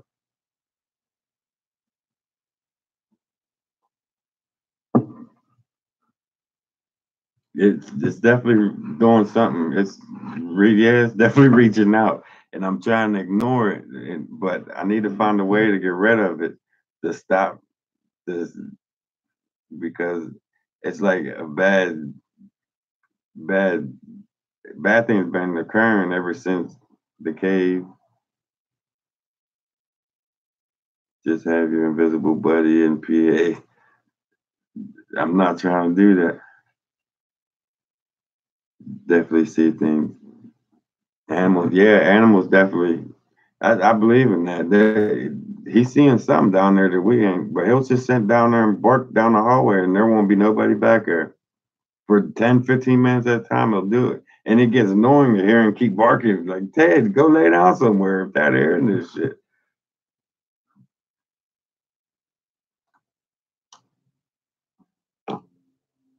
I don't know how we even start talking about these ghosts, but I'm done with it. Let's start talking about some Bigfoot. How many people have in the building that you live? What? How many people have you saying OCD in the building that you live in or ODD? Um, my son Mike, I think I'm pretty sure. No, it's OCD he got. So I'm not sure. No, Mom, I don't think I did. I was probably rambling. I missed it. I missed the comment. Your mom could give it a bad time. I bet. Yeah, you know what they are. I, I don't. Do you know how to get rid of it? Overdose, Jeff. How many people overdose? I'm sorry. I don't. Actually, there've been a couple. One over, and this is apartment building. Why did you say that? Because just recently, 2 years ago, year and a half, 2 years ago, an older guy OD'd in a apartment three. I'm in apartment two, so he's directly up. One, two. He's directly up above me. Guys, you guys are giving me chills. We're gonna be we hey we ain't I'm not a ghostbuster. That's why I said once I start this paranormal channel, this room gonna be part of it. think I'm gonna set a camera up in this room and just leave and see what happens. Or just leave my computer record and just leave or something and see what happens. Because I tried sage. As everybody told me, burn sage around the house. I even had somebody come in, and I don't think they really blessed the house right, but it seemed like it worked for a little while. But I don't really want to keep talking about it. I keep saying we're gonna change the subject. You gotta keep sage didn't work, guys. Let's change the subject. I gotta go to sleep in a little bit. I gotta sleep here. Guys, I got a story to tell you guys. One more story that I just remembered. It blew my mind. It wasn't here. It wasn't in his apartment. But this experience is why I want to start the paranormal channel. It blew my mind. Still to this day. It happened about 5 years ago at the other place we lived at. It's a block away from here. I moved my whole entire bedroom because of this. I was laying I was laying in bed. It was like 4:30, going 5 in the morning, and it was like I was awake. I was half awake and half asleep. Like I was looked across the room in the corner, and I seen this belly. I seen a big round belly, and I seen like this fur thing over the crotch, like a beaver hide type of thing. And I was like laying there, I'm looking at it, and once I realized that I'm looking at a round belly and the fur thing at the crotch, I took my eyes and I started going up his body, and I seen his round torso, I like his chest, and as soon as I got up and looked at his face, he leaned in and took a step in, and I rolled over on top of Carrie like, oh shit! And as soon as I said that, it disappeared over top of me. It was mad. It would come and attack me. It's like a tribal heavy, where it kind of looked like a sumo wrestler slash like a tribal person from the Amazon. Like the haircut was from like squared off. It scared me to death. It like once my eyes contacted with his face, and he like looked at me and he leaned in and took 2 steps like where he was on top of me. And I jumped over and said, oh shit. And I rolled over on top of Carrie and it disappeared right in front of me. It was so solid, like it was a real person right there in front of me. It was invisible, it wasn't see through, it was a person, solid person as me, like a real solid individual was standing there looking at me right beside my bed. And when I realized it was there, it stepped at me and disappeared right in front of my right dead in front of me. That day when we woke, I got up out of bed. We arranged the whole room. I put my bed where the thing was standing at, so it couldn't happen again. I rearranged the whole room, and then I think the following summer we moved out. And I had other encounters. I was in the basement redoing the basement, redoing the foundation, putting concrete in between the brick, redoing it, and I was leaning up against the basement door, scraping the old cement out. And while I was sitting there scraping the old cement out, the door pushed over and knocked me over. And like, oh shit. I flung the trowel that I had. I flung it. It took off screaming, running up steps. We moved out. That was it. That was the last experience in that place. I never went back. It freaked me out. That was like almost like a personal attack on me. It pushed the door, and the door pushed me over. I flung it and gone. It was like one motion thing. Whew, I was gone at the same time. But there really is ghosts. I had too many experiences in this place. I had some real experiences that like a real person was standing in my room and disappeared right in front of me, right there. And that's what got me wanting to do the paranormal. It, that it's like, what the hell? How did he get that kind of power? That there's so many questions that left me unanswered. Like, how did he manifest that to get that kind of power? The where he wasn't see through. See, there's another thing I wanted to get into about ghosts. Throughout life, I see this little girl. This little girl appeared. She's little, and like when I'm messing up real bad, when I'm doing something wrong in life, is when she'll appear. And like 3 times throughout my life, I've seen her. She appeared to me. One time I ended up in the county. She was standing on the other side of the bars looking in at me. She was see-through. She had like an old gown on, and she had long hair, and she was looking at me like she was disappointed in me. And like every time I do something wrong or I'm messing up in life, she'll and like looking at me in disappointment. And throughout life. Like every time, no matter what, when I'm messing up, doing something wrong or I ain't supposed to be doing, she'll appear and she'll show herself to me. But she's always like transparent. I can see through her. But she's always looking at me like she's disgusted with me, like I'm messing up, like I need to change whatever I'm doing, and I'll change. I'll stop whatever I screwed up with. I'll change and quit doing what I'm doing, and I won't ever see her again. But the one time that I start doing wrong or start messing up in life, or just giving up on life in general, she pops back up like she my guardian angel or something. So that and the combination of that apartment over there, it's got me like very interested in the paranormal world. And this, I definitely want to get that. Next channel is going to be a nothing but what's going on with the paranormal world. And mom, I seen what you said, and I've been talking to somebody else about that, and who have seen her on my videos. That's why I'm talking about it now, because I was just talking to her yesterday about it. They seen her on my live videos show up behind me, and they send me timestamps, and I go back, and she would be standing there exactly where they said that they seen her. So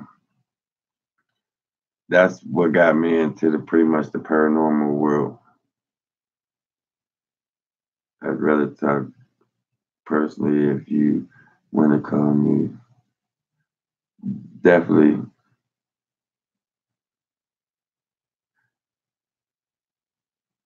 Cindy, I will never remember that. Look me up on Messenger, Jeffrey Friend, up on Facebook, Jeffrey Friend, PA into with Jeff on Jeffrey Friend. Come over and we'll chat on Messenger, because I'll never see that message. I'll never remember that. Like I said, that's your sister. I know, mom. We were talking about that before. Me and somebody else. She lives in Australia. They're going through that heat wave, and she sees it. I think she has special abilities, like she's like mediums do, and she's like 2 weeks or 3 weeks ago, she mentioned it, and that she was behind me, and sure as shit, I went back to that same time stamp that she was her sitting there.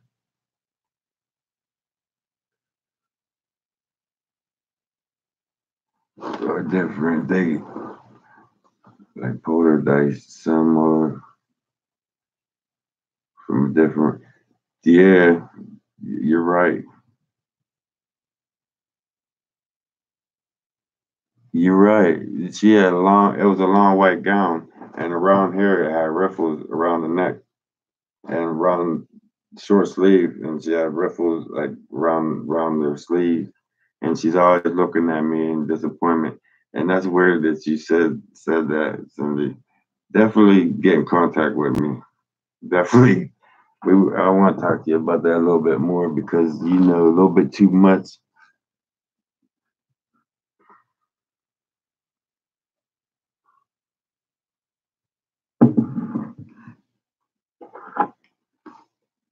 Wow, guys, definitely was interesting live. Live, if nonetheless, it's definitely interesting. But this week, guys, I got some things planned. My next trip out is going to be the cave. I'm going back to the cave. I'm going to get in there with the night vision. You guys will see everything going on in there with that night vision. That is, you definitely gonna want to tune in for that, because whether there's Bigfoot living in that cave, or it's a black bear, or even a family of black bear living down in there, there's something definitely mammal living down in there, and I want to get in there and check that out. Yeah, yeah. Kim, you seen the comments too? My sister had an energy go into what? My sister had an energy in her house. The preacher claimed the blood, and she didn't have any. See, I tried when this first when Fred first got possessed. I talked to There's a church across the street, and I went over there and talked to. I don't want to put him on blast, but I talked to him. I explained to him. I even took my laptop. I showed him some of the footage that happened inside that cave, and explained to him that Fred's been he snapped out. He's been gone for like a long period of time. He never did this before. This ain't Fred. There's definitely something that took him over, and the preacher that we was telling this to pretty much looked at us like we was retarded or full of shit, and he pretty much talked at us and told us that we need to do this, and this, and send us pretty much out the door. And he pretty much got rid of us. He wanted to get rid of us. He didn't want to hear our BS, and he didn't help us whatsoever. We tried the hospital, and that didn't work. He pretty much snapped out of it on his own. Like as time went, he started coming back a little bit more, and to where he started talking to us again. He started interacting, going out. He's and back to fighting his battles with the court system. We're getting his place back. He's actually trying to like do things for himself now. So I don't know if it's out of him, if it's completely out of him, if it's here lingering around. But I'm gonna go back to the cave and say a couple things at the cave, and hopefully that thing stays there. You don't see the shadow. I don't see it either anymore. But I've seen it probably 7, 8 times just sitting here this evening, talking to you guys. I've seen it behind me.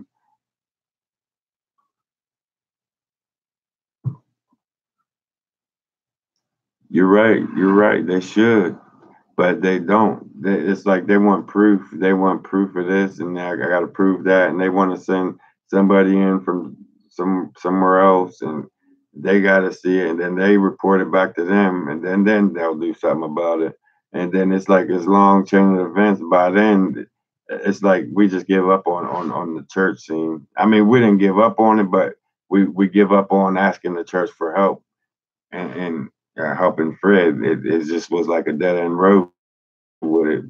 I forced him to the hospital to try to get him help, and that didn't help none. So I let it go, and it pretty much he came back on his own. Uh, Dennis, I definitely do. Right, Kim, you're definitely right about that. You're definitely right about that. Yeah, Lori.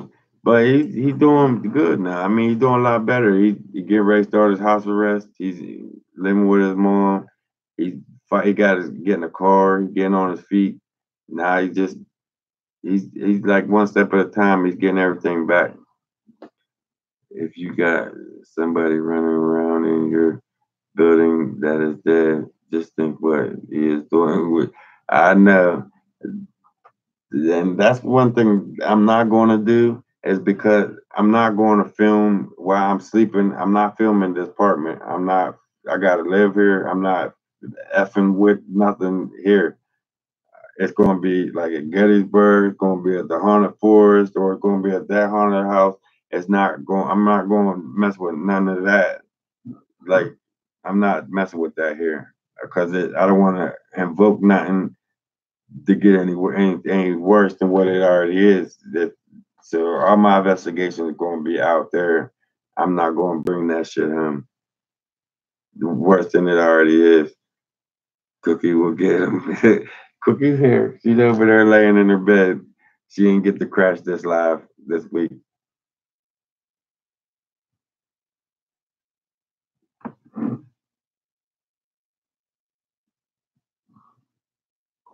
Bobby Joe, I definitely am. I'm not messing with this thing. I'm trying to go back to the cave and hopefully it follows me there, and I'm trying to get it to stay there because I'm pretty sure that's where it came from. She don't really act like Ted. Ted and Cookie is two different worlds. It's usually Ted that's one that's in the hallway barking, but Sometimes Cookie acts strange here and there, but it's mostly Ted. They can attach themselves to. See, I'm not listening to you, catfishy, but I know you're right. I know you're right, and I'm trying to get rid of that bad thing. So I'm going back to that cave with this night vision. I'm gonna say a couple prayers. Hopefully, I leave it behind and leave him there. That's not new, Lori. It's been going on for a while now from that cave. We just don't talk about it, but it's as you guys seen, we've been taking knockdown after knockdown ever since the day one of that cave. It's been hard, man. It's been nothing but bad. It's just now finally starting to change. This year, it's like it finally started going for the best. We finally got the equipment we need. We got cameras to go out there. We got very expensive night vision to go out with. I mean, things are changing. Things are getting better for us. I got to save for a car now. I took all my money and spent it on the equipment that I need to get out there. But now I just got to get the car money built back up and get another vehicle. My last vehicle, the engine blew up on my quad and in my car at the same month. So ever since we've been messing with that cave, it's been nothing but bad. It's been nothing but bad mojo. So I'm going back to it one more time. I'm gonna try to leave whatever I picked up behind, and we're not messing with that place no more. But we're going back one more time. Get in there, search it thoroughly, see what's going on in there, see why the temperature is changing, and go from there. And I seen that. But guys, I got actually I'm not gonna end this right yet. Give me one minute. I gotta run to the bathroom real quick. Give me 1 minute to run to the bathroom. I don't want to end it just because I gotta pee. You know what I mean? I mean it's pretty good live stream. So just hang out 1 minute. You guys chat amongst yourself real quick. Let me let me run to the bathroom real quick. You guys hold tight.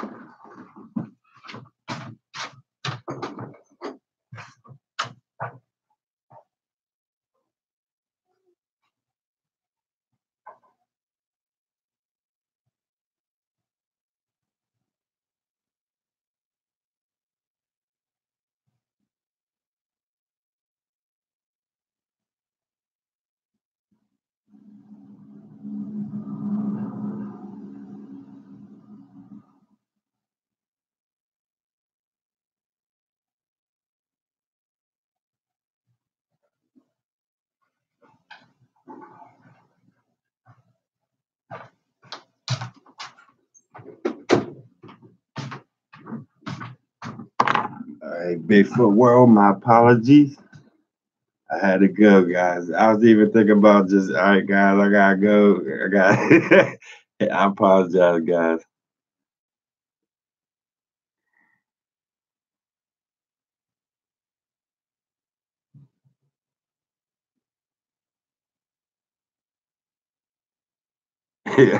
You guys are funny.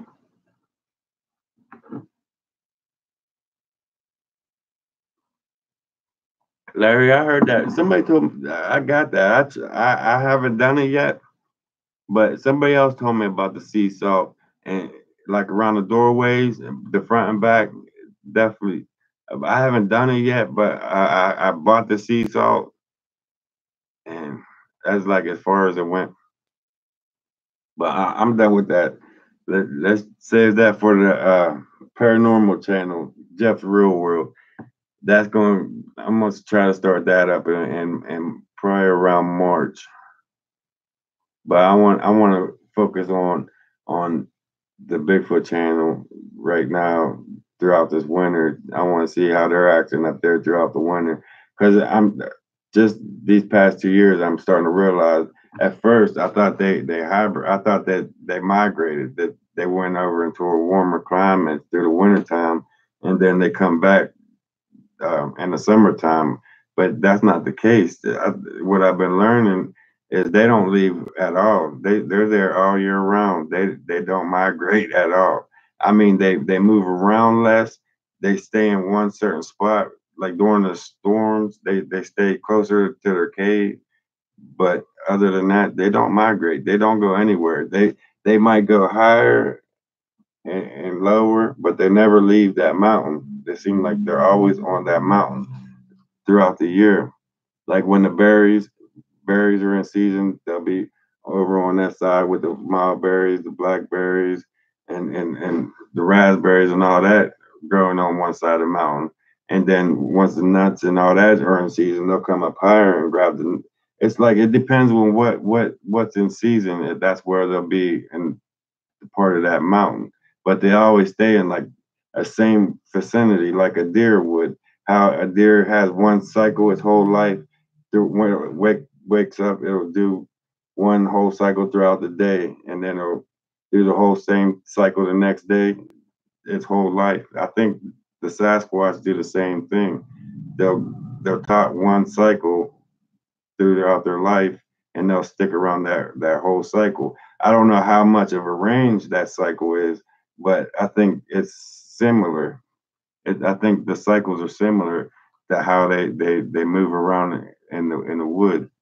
Pretty much, I think they're taught at birth when as they're growing up one cycle throughout that mountain, and I think they stick with that same cycle throughout their whole life. That's what I'm guessing. That's not in factual. It's what I'm seeing, what it seems like. Pretty much, pretty much like behave like bears. Pretty much. Basically, you're right. And I noticed that they act like almost like bears. How grizzly bears, the red ones, they're meat eaters. They're more aggressive and they're more susceptible to attack. To where the bears are more docile. They'll move away from you. The less chances of getting the chances of getting attacked by a black bear is like 0 to none. You pretty much gotta walk up to a baby and grab a baby for the mom to. It's like the chances of getting attacked by a black bear is 0 to none, and it's like the same exact aspect to the Sasquatch. It seemed like the black Sasquatch, like the black haired ones, are more docile, and it seemed like they're more tricksters and they hide more. To where the red ones that we experience up higher up in the mountains, like on vacation, they're like the grizzly bears. They seem to be more.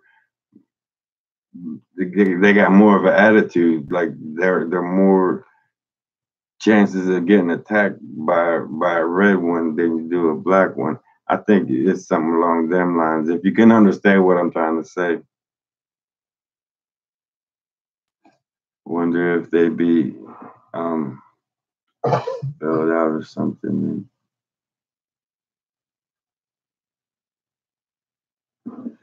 Right? Hey, this 5G is amazing. I know.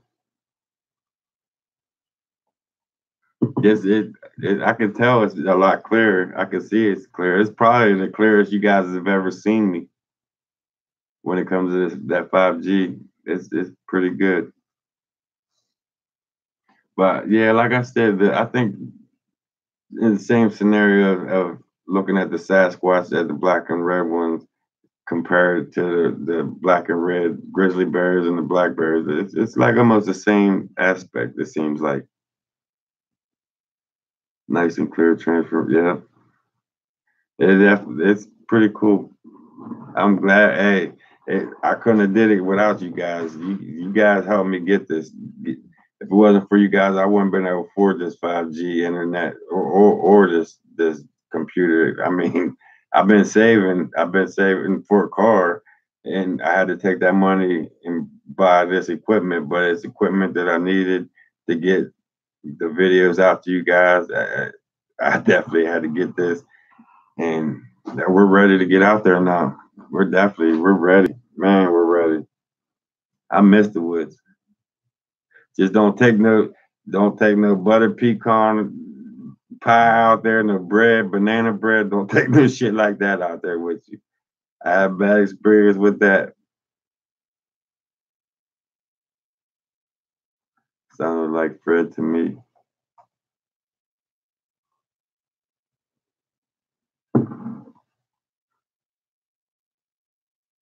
5G going to kill people. That's what I heard, and I'm told I've been doing research with the 5G, and I heard the same thing that it don't do nothing but do a body bad. But you guys heard coughing? You can let us know so we can help. Lord, you guys help me enough. Just just sit back and watch what we do next. That's guys. I can't ask you for too much. You guys help me enough, so I'm not asking you guys for anything. Like I said, if you want to send fan mail, you want to send have the any fan mail, guys, it goes right there on that door. If you want me to read it, put it on the envelope. I'll read it on the Friday Night Lives, but mostly the personal letters I just been keeping to myself and just posting them up on the door behind me. James, they definitely eat the bark without a doubt. It's always the same tree. It's they do different things with like three or four different trees in our area. I don't know about your area out in Colorado, but it seemed like there's about three, like one tree they'll put slashes in and let the sap bleed out, and they'll take the sap for something. I don't know what they're using the sap for, if it's medicinal or if they're eating it. And there's another tree that they'll slice the bark all the way down, and they'll let the bark dry out. And then the following week, when you come back, the bark will be completely stripped off, completely. And then I'll see like the poison sumac tree. I'll see bite marks taken out of the sides of a 4 inch sumac. It's like they're eating a whole sumac tree, taking bites out of it. There's three different trees that I see them messing with, that they're eating or using them as medicinal purposes or what. But there's like three certain trees that they definitely use, that they eat out of.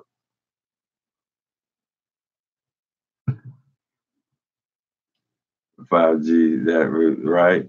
I'd be in good shape, TM, if I did 5G. But with this 5G, I'll be able to use my phone and use this as a hotspot, and I'll be able to do live streams up there in Bigfoot land, down in the ravine. I'll be able to get a signal while I'm up there and go live with you guys.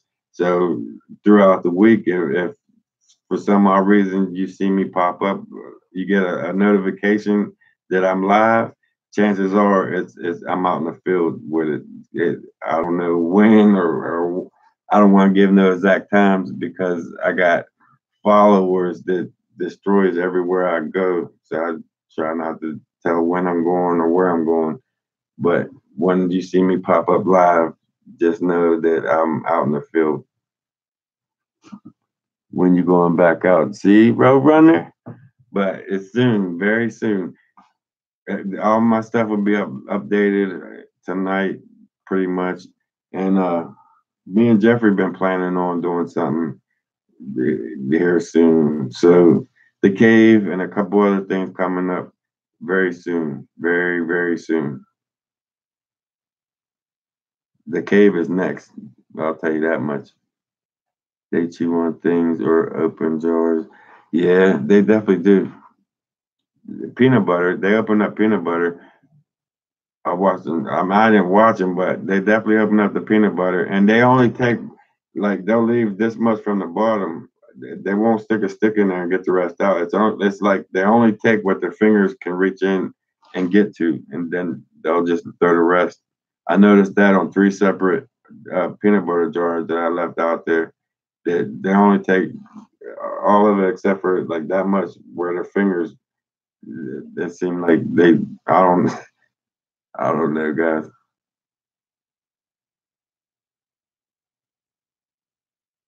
Yeah. Oh, you talking about the tree bark, James? Peanut butter. Yeah, I got some more. And the garlic, I don't know about. I don't. I don't know about the garlic. And I like garlic too much to take it up there. But I definitely got them some. I got them apples. I got a jar of peanut butter. I'm gonna take up there this weekend to them, and cinnamon. Some more of my mom's cinnamon. I'm gonna give them. I'm looking forward. I hope it's going. Yeah, Jeff. No, no. Harold, Jeff. I'm not going to let none of the kids go there. That cave. I'm going to do that by myself. I don't want to jeopardize anybody else. I don't want to put nobody's lives at stake other than I know what risk I'm taking by going into that cave. I know the chances that I'm taking by going into that cave and all that other stuff that comes with it. So with that being said, I'm not going to let Fred, Jeff, Mike, nobody in the team. I know as much as they want to be there, and like Fred, he's too big to be climbing down there. He might be able to get down in there, but he'll never be able to climb back up out of there. And I would want Fred to do that anyway. So I'm going myself by myself. I'm going in there and I'm going to film that solo.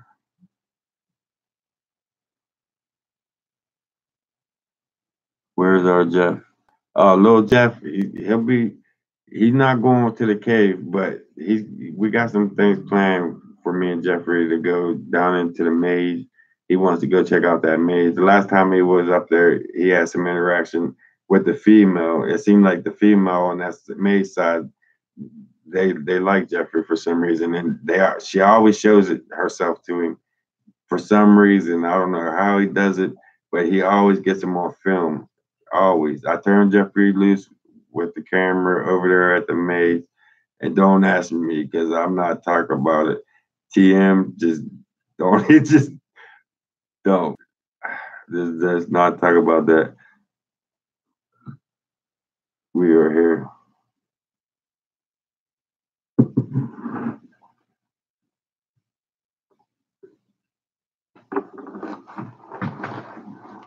I know there's like a black mass in the corner there. They may be bring them somewhat. Oh, Gene. Okay, I got it now, real mama. Okay, Lori. I see it too. It's, it, it's in the corner of the door.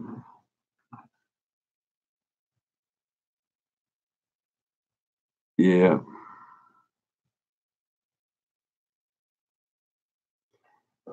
yep. I know. I know, Harold. I know.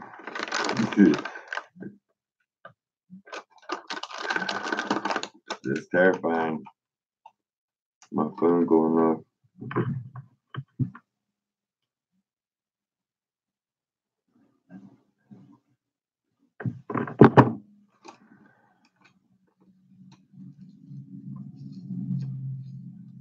So I'm not. Don't do that, guys. I gotta sleep here tonight. There in a little bit, so don't do that. Don't try to scare me out of my house. You have me out there sleeping in the snow and shit. You don't have to go anywhere. It's at home. I know. I don't want. I don't want to. I want to get rid of it. I don't want to provoke it any more than I have to. So, hey, we're gonna change the subject with that one. I look. Yeah, me too, Kim. I can't wait. I'm just excited as you are to get out there. I mean, this night vision camera. I was messing around with it, walking around the house at nighttime, and it's so clear, so high def. The crack underneath the door. I seen the light underneath the door. It's so clear. Wait till you see this night vision. It's not like infrared. It don't show up the heat signature. It's actually it turns night into daylight. It's amazing camera. It's a I can't wait to put it to work. I can't wait to show you guys the footage from this thing. It's amazing. It's definitely amazing, and I'm definitely taking it out to this cave. The next trip out, I'm putting that to work. Yeah, that's my next trip is that cave. I can't wait. But Gene, burn some sage. It don't work, Gene. I tried that. The video at your daughter's dance was cute. things. I, on that father and daughter dance, that was like their night. So I pretty much here's the camera, go do what you want to do, and then like the things that I wanted to film, I couldn't film because it was all of us out there. It's it could have been better, you know what I mean? That video, that father daughter dance could have been better. And now that I got better equipment, better editing software, I can take some of that footage and turn it into something a little bit better. I think there must be a window to his right side. Nope, there's no window. The window is behind the computer. Before the bonus age, you got to put holy water on it. All kinds of things. I wish I was with you on that one. Right. But I really don't want nobody to go in that because it's like nothing but bad juju there, and I'm trying to leave it there. Leave a trail, glow sticks. That was my plan too. I still got some from the last time we was in that cave. We got like 5 big bags. Each pack was like 100 glow sticks in each. So I definitely got a lot of glow sticks left from the last time we was out there. 5G causes shadow people. Man, you guys are gonna have me sleeping outside. I'm not. I'm pretend like I didn't see that. You're gonna have me going back to 3G if that's the case. I leave candy canes in the woods after Christmas. That's a good idea, but they seem like they're like cinnamon. Every time I take cinnamon out there and leave them cinnamon, I gotta go out the next week and just pick up the red wrappers out all through the forest. I gotta go through and pick them back up. It's like they'll walk a couple feet and throw the plastic down.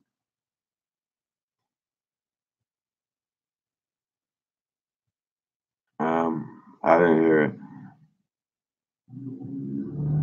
Oh, 5G. I don't know. I heard that it messes with people's like brains and shit, but I don't know. Yeah, if T saves the entire house properly. I think I need to, Bobby, I need to get somebody in here to know what they're doing with it. Like I don't have no idea. I can walk around and say, pretend like I know what I'm doing and saying shit while I'm burning the sage, but in reality, I don't know jack shit about it or what I'm doing. So that's probably why it don't work for me. But I keep telling you guys we gonna quit talking about the paranormal shit until after March sometime when I start. I got the channel. It's just real world. We ain't start that yet. I'm gonna I'm gonna keep going Bigfoot for right now, and here and there we're gonna go out and explore a couple haunted places. And but the main, for the most part, is going to be something sticking with Bigfoot world because I don't know if I'm ready for the paranormal world yet. I can't get through the spiders, not alone you ghosts. So we have to stop talking about it. Yeah, it seems like that's when shit it gets worse the more you talk about it. So that's let's talk about some Bigfoot. And I'm doing good, grapes.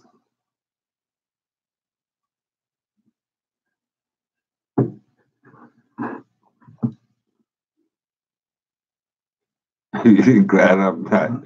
Hey Kim,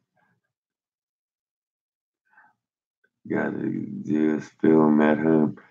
Yeah, but I don't want to do that. I don't want it spooks me because I sleep here and I see shit already, and I don't want to mix where I sleep with the ghosts because I just don't want to do that because I know how I am. I spook easy and I see shit and I try to play like I don't see the shit, but at the same time, I'm trying. I'm trying. He said Smokey Bugler, he wrote.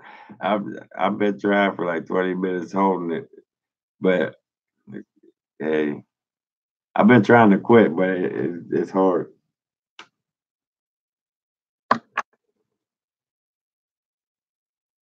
No, I don't have it. I don't do that Patreon. It's like I don't have a Patreon account. The only thing I do have is just that GoFundMe account, and I ain't even been posting that up lately. I've been guys, you've been helping me out a lot. I mean, I can't I can't ask for anything. You guys definitely 100%. I couldn't have got the 5G without you guys, and that's the truth. I mean, the donations I've been saving for a car, I've been putting it aside because my quad blew up and my car blew up the same month. Nothing wrong with either vehicle, either one, the quad or the vehicle. Nothing was wrong with either one. And all of a sudden, in the same month, they blow up. It's just I'm working on. All right, it's like one thing after another. I'll get that. I'll get that straightened out. By Mary, it was deleted. Okay, I didn't get to see that, Julie, because it got deleted. Mary deleted it.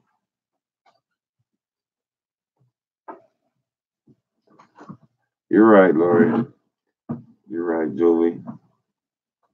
But it's like you guys did your part already. It's my turn to do my part. You know what I mean? I got to do my end of the deal. We got to meet in the middle. You guys did enough. You helped me get this far. I got a new machine here, a computer updating. It's perfect with what I need for the videos, the edited and get them out to you guys. The 5G working good for out there. Carrie Pamela said hi. She like the designated coffee. She been coming in faithfully with the coffee. Julie, I'm not deleting that. My hand is the moderators. You must have said something that pissed somebody off. The cave doesn't wait, and it's coming. And that was my shout out right there. So some of the shadow is me, guys. So please don't talk like that. Some made evil offense here. Thanks, friends. All right. Lori said hi, Carrie. Thanks for the coffee, Carrie. Someone messed with the fuel. Yeah, a little bit. I see something going on there. Take some, I don't know what that is. If you take a can of cinnamon spray into the woods, of the cinnamon, that might work. Like a can of air freshener cinnamon sprays, just spray it. They definitely like cinnamon candy for sure, without a doubt. It goes quick. I leave a couple bags up there. It don't last at all.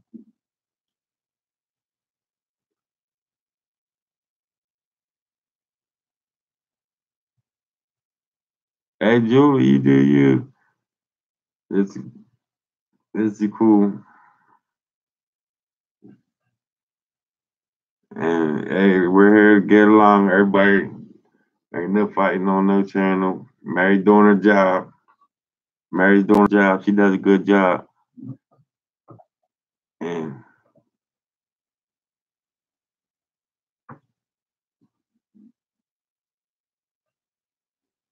you're right. So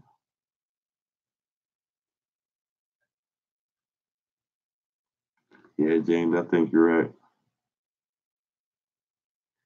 Thanks, thanks, great. I need all the praise I can get right now, especially I know Julie, guys.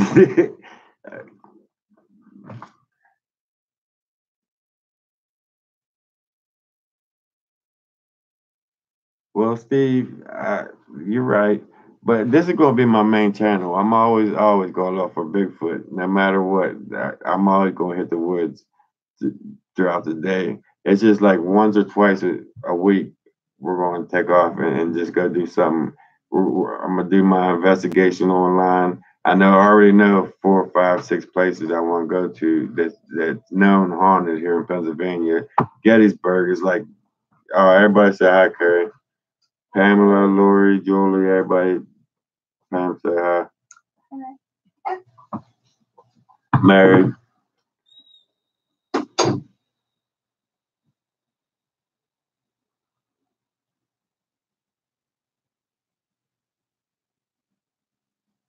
What color is Mona Lisa's sky?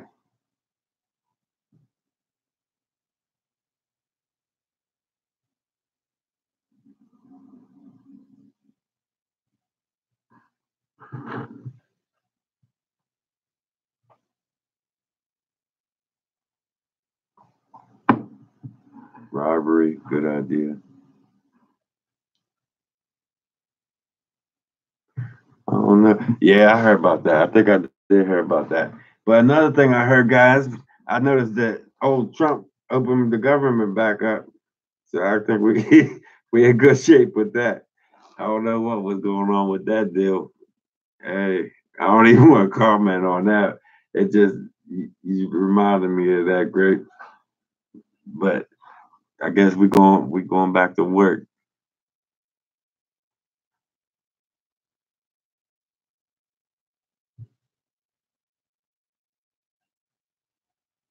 I see you, Gene.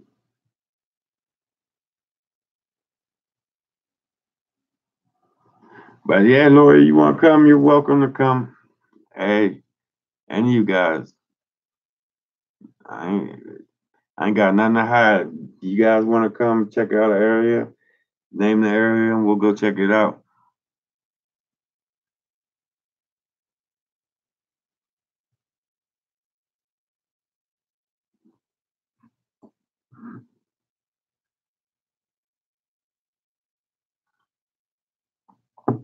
No TM.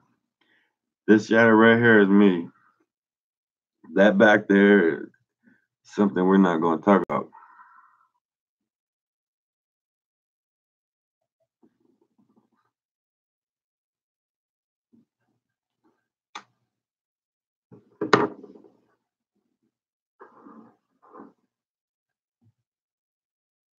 Yeah, Bobby Joe, that was scary. That shut down. Hey, if they would have went, I ain't going. I think if they would have went a little bit too much, a little bit longer, I think things would have went the wrong way. I think the people would have just.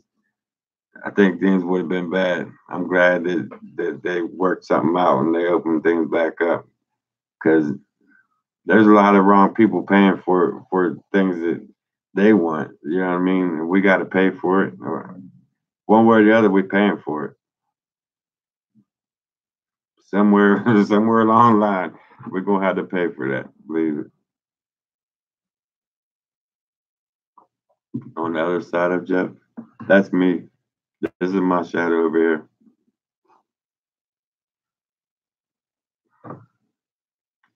Just think tonight we were sleeping in bed and you hear cracking.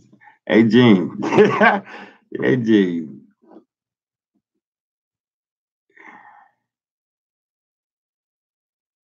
Hey Laura, you're welcome to come. Hey, I need all the people with me I can get. As you can see, nobody want to hit the woods with me anymore.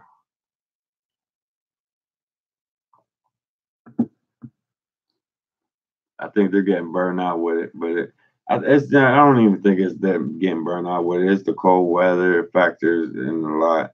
It's been single digits the past month. On top of the girls that the boys are messing with, Jeff and Mike, that's all they want to do is chase girls. So it's basically me and Fred going at it here and there. Jeff and Mike will come here and there. And then on the overnighters, my Uncle Joe's gonna be there with us this year coming up. Sheila's World coming up too, guys. I can't wait for that. I'm actually excited for that, especially with this night vision camera. Joe's going in with this night vision camera in that cave that Sasquatch lit. Sheila knows where they live at. There's a waterfall and a cave back behind this waterfall. And Joe said he's gonna go in there with the camera. That's gonna be a video that I don't want to miss. I don't want to miss it. It's gonna be great. They're just gonna go one way. If he goes in there and they're in there, it's only going to go one way. And my Uncle Joe's like, he's in between of believing, and he's like, he don't know to believe it. He sees that there's structures going on. There's something out there messing with these with the trees and building structures in the woods.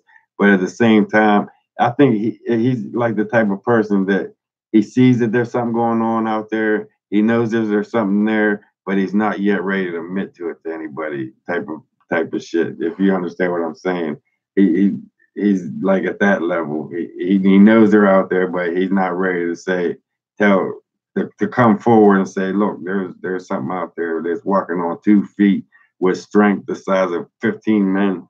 He won't go that far with it yet, but he's willing to go in there with this night vision camera, and he said he'll go in and film it.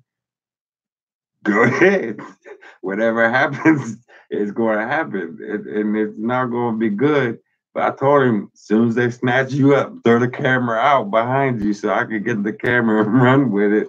And when they got you, I get away with the footage. Hey, then you'll know they're real.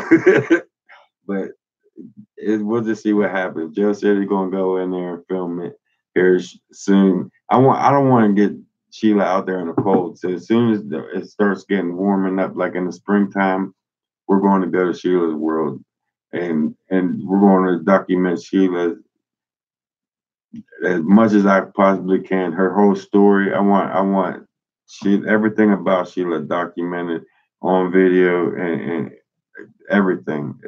Sheila has a lot to offer. If you guys would just listen to what she has to offer, she has a lot. She grew up with Sasquatch, a whole tribe. She knows them since she was a little girl. They interacted with her, and she has so many stories to tell. Not alone, she knows where they live at. She knows where the cave is, and all that, and that's coming up in the spring. That's just one of the things I'm so excited. I can't wait.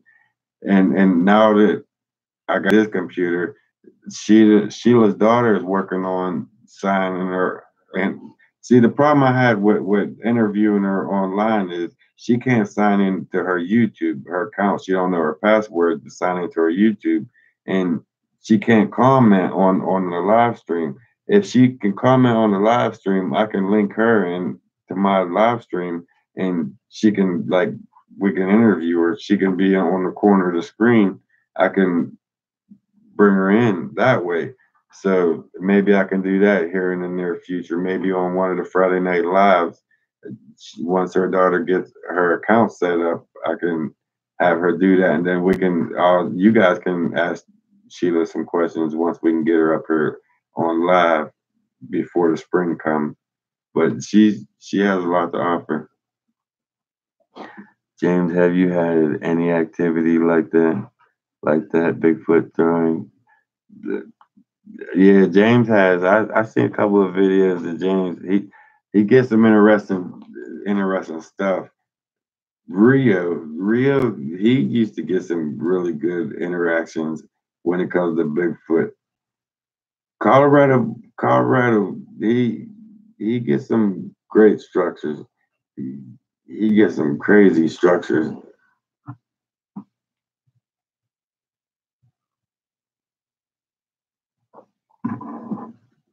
Definitely, Lori. I don't know if you remember on my Facebook page, but I have a closed group. It's PA Into the Woods with Jeff. For some odd reason, I had an experience with that last week.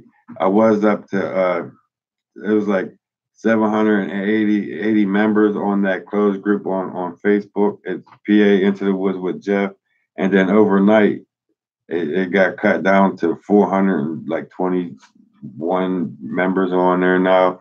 I think what it is that Facebook went through and all the people that wasn't active on that page, they just deleted them out.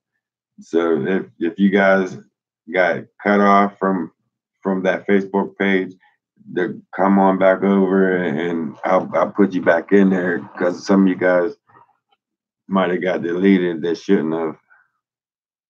Going on, Yvette? I ain't even see you on there. You brought a little bit late, I see.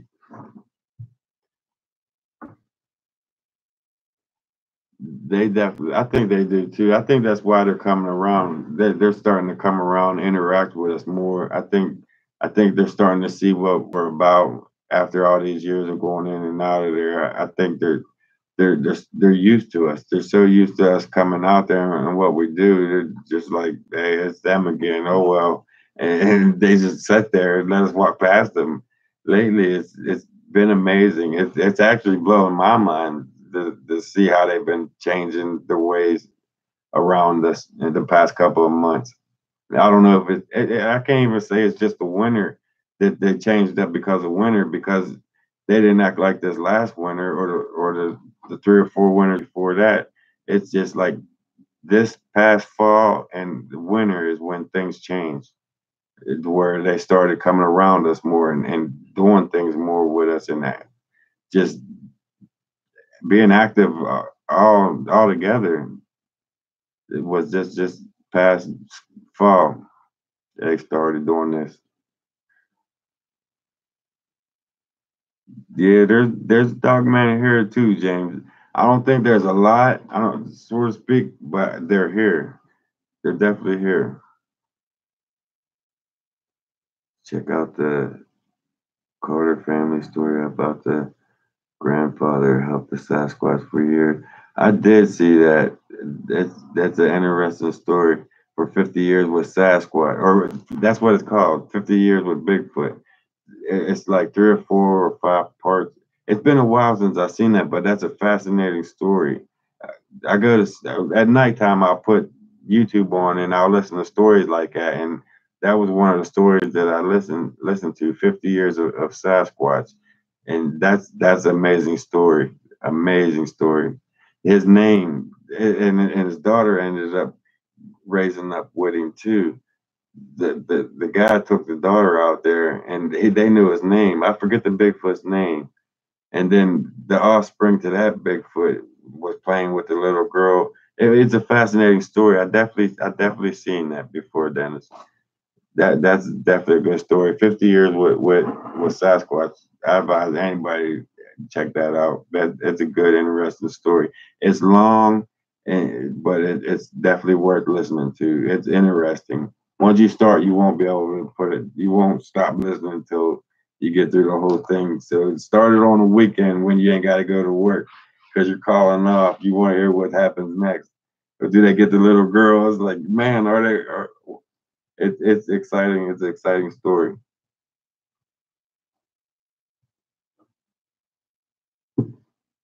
Mm, it was Fox. That's what it was. That was his name, Fox. You're right, Lori. You're right. That was his name, Fox. Old Fox. That was a good story. See, Dennis, Lori, you guys both definitely watched that. That was the Bigfoot's name, Fox. And then Fox still lives out there. He ended up moving into the property. I think at the end of it, the daughter ended up going back out there to see if Fox still there. And when they was going into the house, Fox took off, ran out of the basement part of it, and took off into the woods. It was Fox is still living out on that property still to this day. I think Fox was the one. Was Fox the? I can't remember exactly the story, but I think Fox was the one. Was Fox the oldest Bigfoot, or was Fox the offspring? I think Fox was the old one, and he had a offspring, a young one that was with him. Or I can't. I have to go back and refresh on that one. But you're right. His name was the Bigfoot's name was Fox. Then he was in the ditch. The oldest one. It was Fox. That's a fascinating story. That I stayed up many nights just laying there listening to it because I wanted to know what happened next. You learn so much from that story, just and the abilities and how smart they are and what how they interact with humans, how humans interact with them when they actually become friends. That remind me that the natives lived side by side with them all these years out there in the forest with them.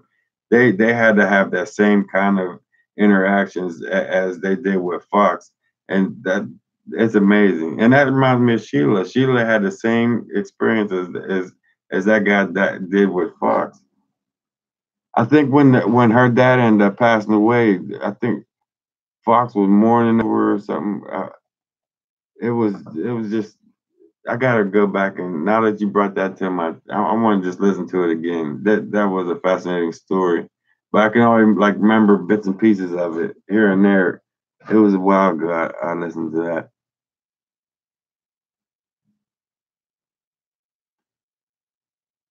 Yeah, about feeding the new puppy. Kim watched it too. They kept telling the little girl not that. Yeah, that's a great story. 50 years with Sasquatch. I'm gonna watch that tonight. I'm gonna listen to that tonight.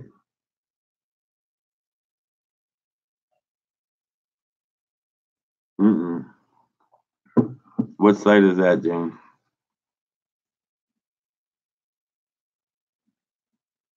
It's a great story. That is a great story. Um, well, bow hunting. Now I didn't check that out yet. There's a few stories I gotta check out, like the two seals that killed Sasquatch on Dunbar Mountain. I gotta go check that one out tonight too. I didn't really get the chance to really follow on that story and see where it took place at. But I'm definitely going to update you on that one too, still, because the Dunbar area is where Bigfoot land is, and I wanted to see if they're in that same area. First, you're going to watch seals killed two Sasquatches. Yes, you're right, Gene. I'm definitely, that's why I said I'm definitely going to check that out. I want to see what area that was in and maybe go back and check that area out. What part of Dunbar is 3 hours now and still going strong. Hey, we got good signal. We got good signal. I enjoy talking to you guys. We only get to do it on Fridays. The rest of the night, I'm out in the woods talking to myself, guys. So I enjoy Friday Night Lives. I was so depressed last Friday, I couldn't go live. It was just my laptop was down. That was the only thing I had left. I needed to go get a computer or something. It's like I was so lost without Friday Night Live last week. It killed me. The Appalachian Forest is where that's not far from us. Well, the Appalachian goes all through here: Pennsylvania, Maryland, West Virginia. 12 marker.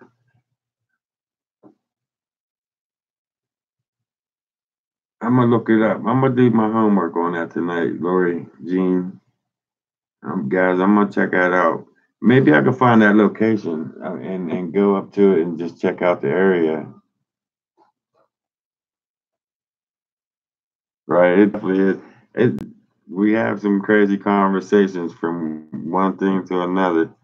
But hey, it's interesting. I learned some things tonight, other than my house is haunted. The Bigfoot was a teenager at the time. The girl didn't do well, don't do well. She ended up in a mental health facility. At the end,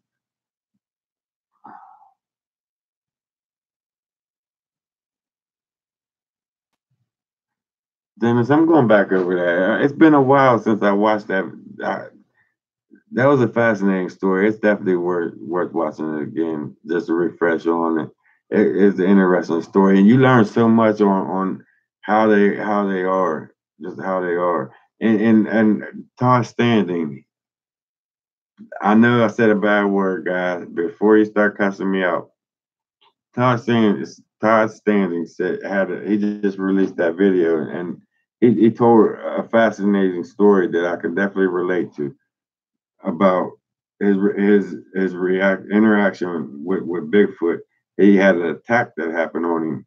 I can't say I was ever attacked, but at the same time, if you guys heard what he said, and I know how you guys are against Todd Standing, and I I have nothing bad to say about the man. I mean, he made a lot of progress in the Bigfoot world. He did a lot of tremendous good things with the Sasquatch. Like for example, Canada, he put a protection order. He got a protection order against the Sasquatch in Canada and now he's here in America trying to put a protection order against them here. So whether he's fake or not, he's still, at the end of the day, he's still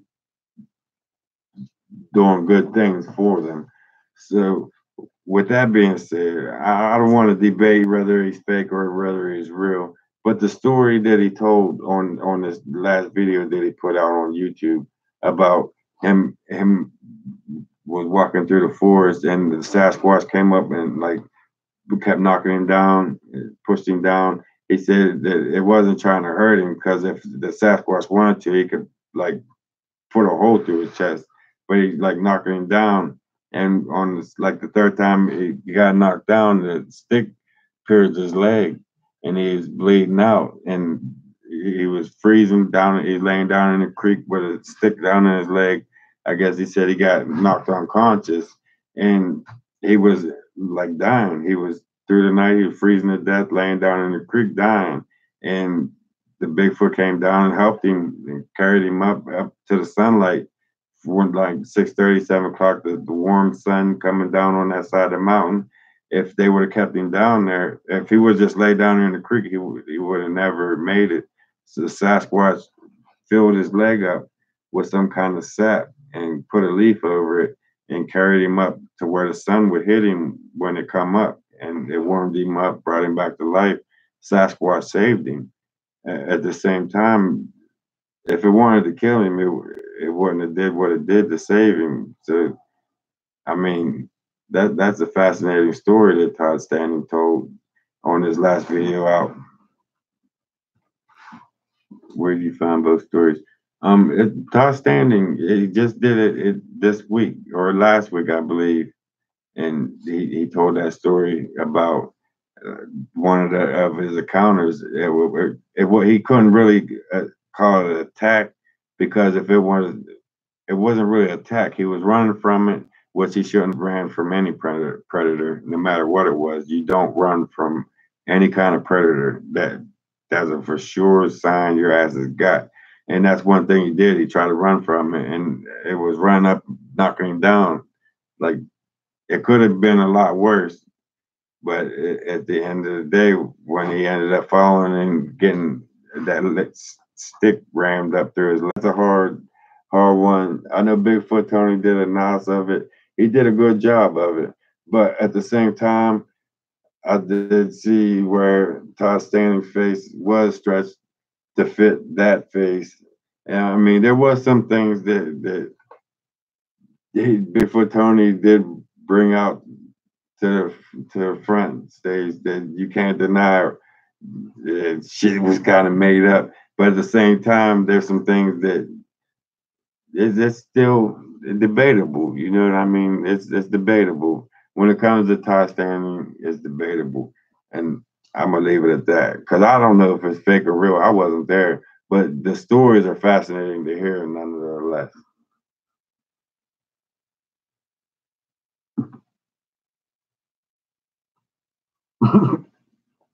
He's the man in white.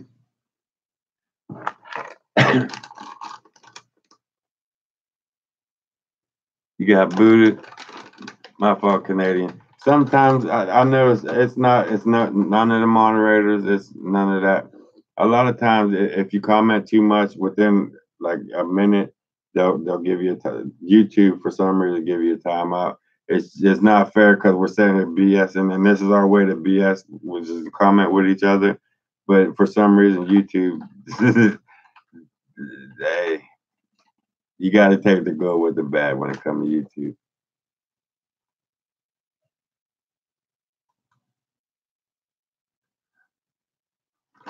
They shouldn't boot anybody, especially somebody that's interacting and conversating on there. We're in the middle of a conversation and then they boot you out for because you're talking too much. I mean that YouTube needs to fix a couple of things. That don't make sense to me at all on that part.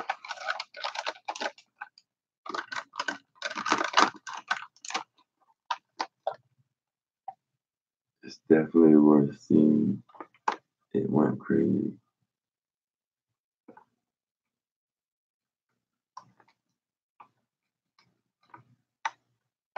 I'm definitely gonna check that out too. Definitely, Pam. Hey, hey, Pam. These batteries. I'm gonna get some more. Hey, these rechargeable batteries, they definitely do. They last twice as long as the store-bought Duracell, the Energizer batteries. They last way longer than you charge them up overnight. You take them out, they last all day.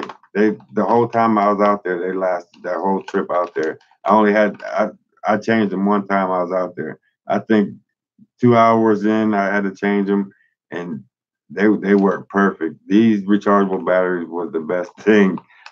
I'm getting more. The same name brand, same everything. I'm definitely getting more.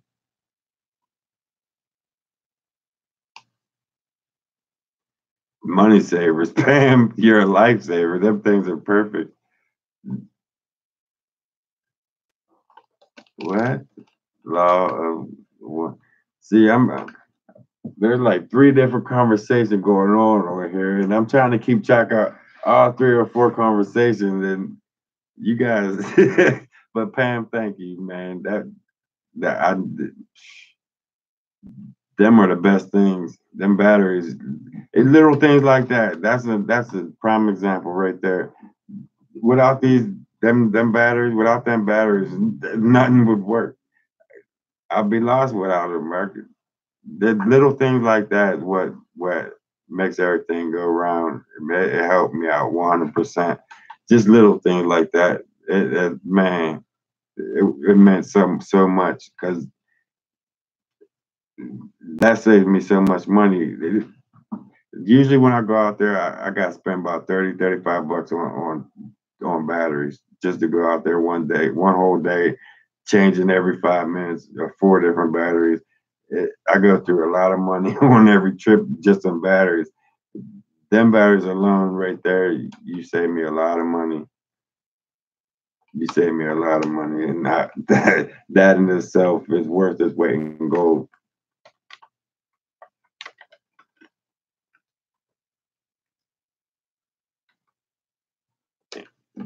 Do I ever hear in taping?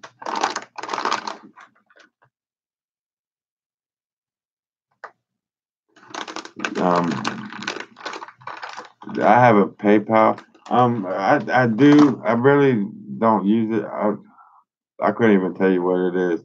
I've been using the GoFundMe pretty much. Uh, I don't even. I could type it in here for you. Probably be the best I could do. Let me find it.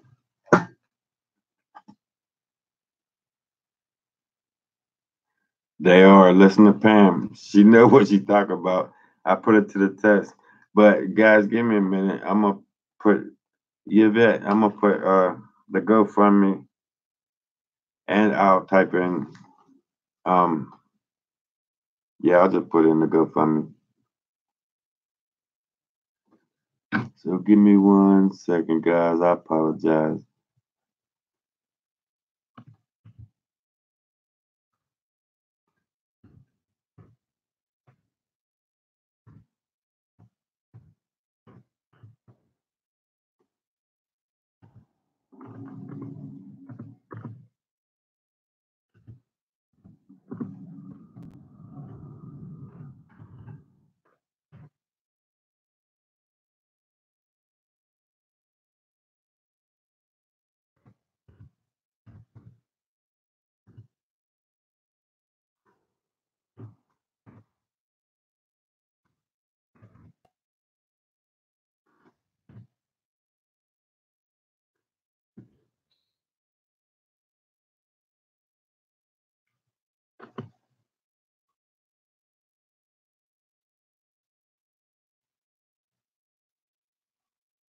I think that's it.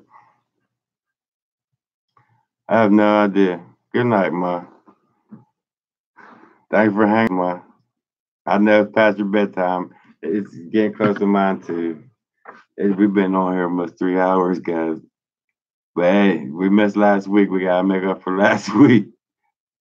I had mine for almost 8 years now and still recharging. Wow, that's amazing. Bunch of people. There really is a good bunch of people here. Thanks, Dennis. Hey, you're a good dude too. Thanks for coming in and BSing with us. I enjoyed the conversation.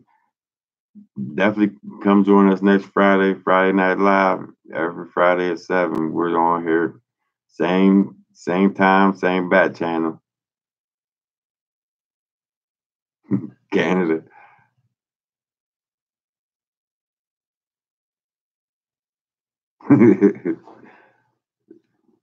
I'll message you in a few.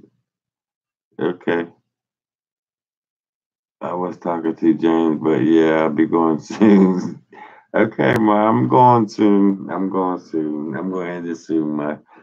So you ain't got to stay up too much later.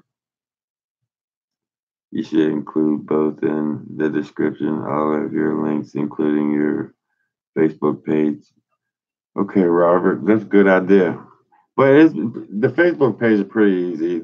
Just type in Jeffrey Friend, Jeffrey Friend, or PA into the woods with Jeff. Either one, it'll automatically pop up. Send me a friend request, and I'll pretty much remember who you guys are, and I'll get you in there. I'll make cupcakes. I knew Gene said that as soon as I read that. All right, Dennis, you have a good one. Thanks for joining us, man.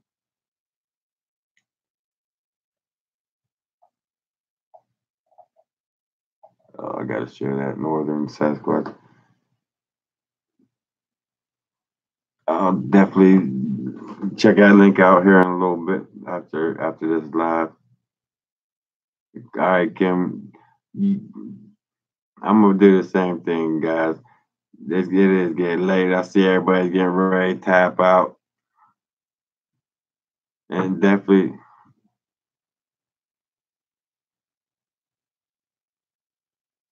Pat.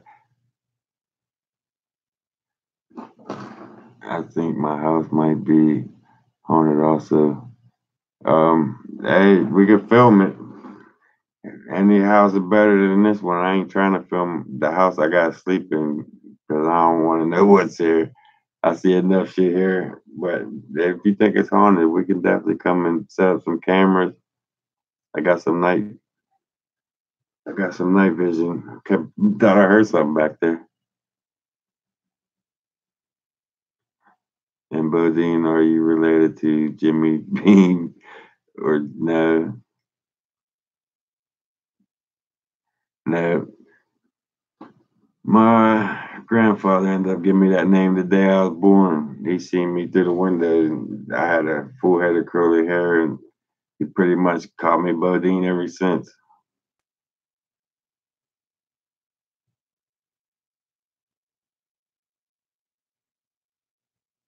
Yeah, this is my shadow over here on the shelf, but that thing back there, I don't know. I'm not against Kim. I ain't against anybody. But guys, it's been going on 3 hours already. It's probably getting late. So get ready for this week's mission. I'm going to be going to the cave soon, and followed by that, I think me and Jeffrey are going to be heading down in the ravine and in the maze coming up this week too. So back to back between the cave, I'm going to be going in by myself with the night vision, and then we're going out. Me and Jeffrey and his girlfriend Cayenne. They want to go check out the maze, check for any kind of footprints in the snow around the maze area, and we're going to film that too. So there's definitely a couple of good videos coming up this week. I'm not going. Last week was pretty much me getting my shit together, getting the internet right, getting this computer updated, getting it going. So I ain't got nothing left to do but to hit the woods. Uh, you was in the hospital. That's sad. Gotta follow up. Hey, I hope everything's doing good for you, Pam. All right, good night, Robert. Well, guys, you have a good night. I'm gonna get away from these shadows and call call it a night. You guys stay tuned for these next adventures, and I'll talk to you again next Friday night live. Until then, guys, stay tuned, and thanks for watching, guys. Thanks for joining me for tonight, and I'll see you guys soon. Good night, everyone.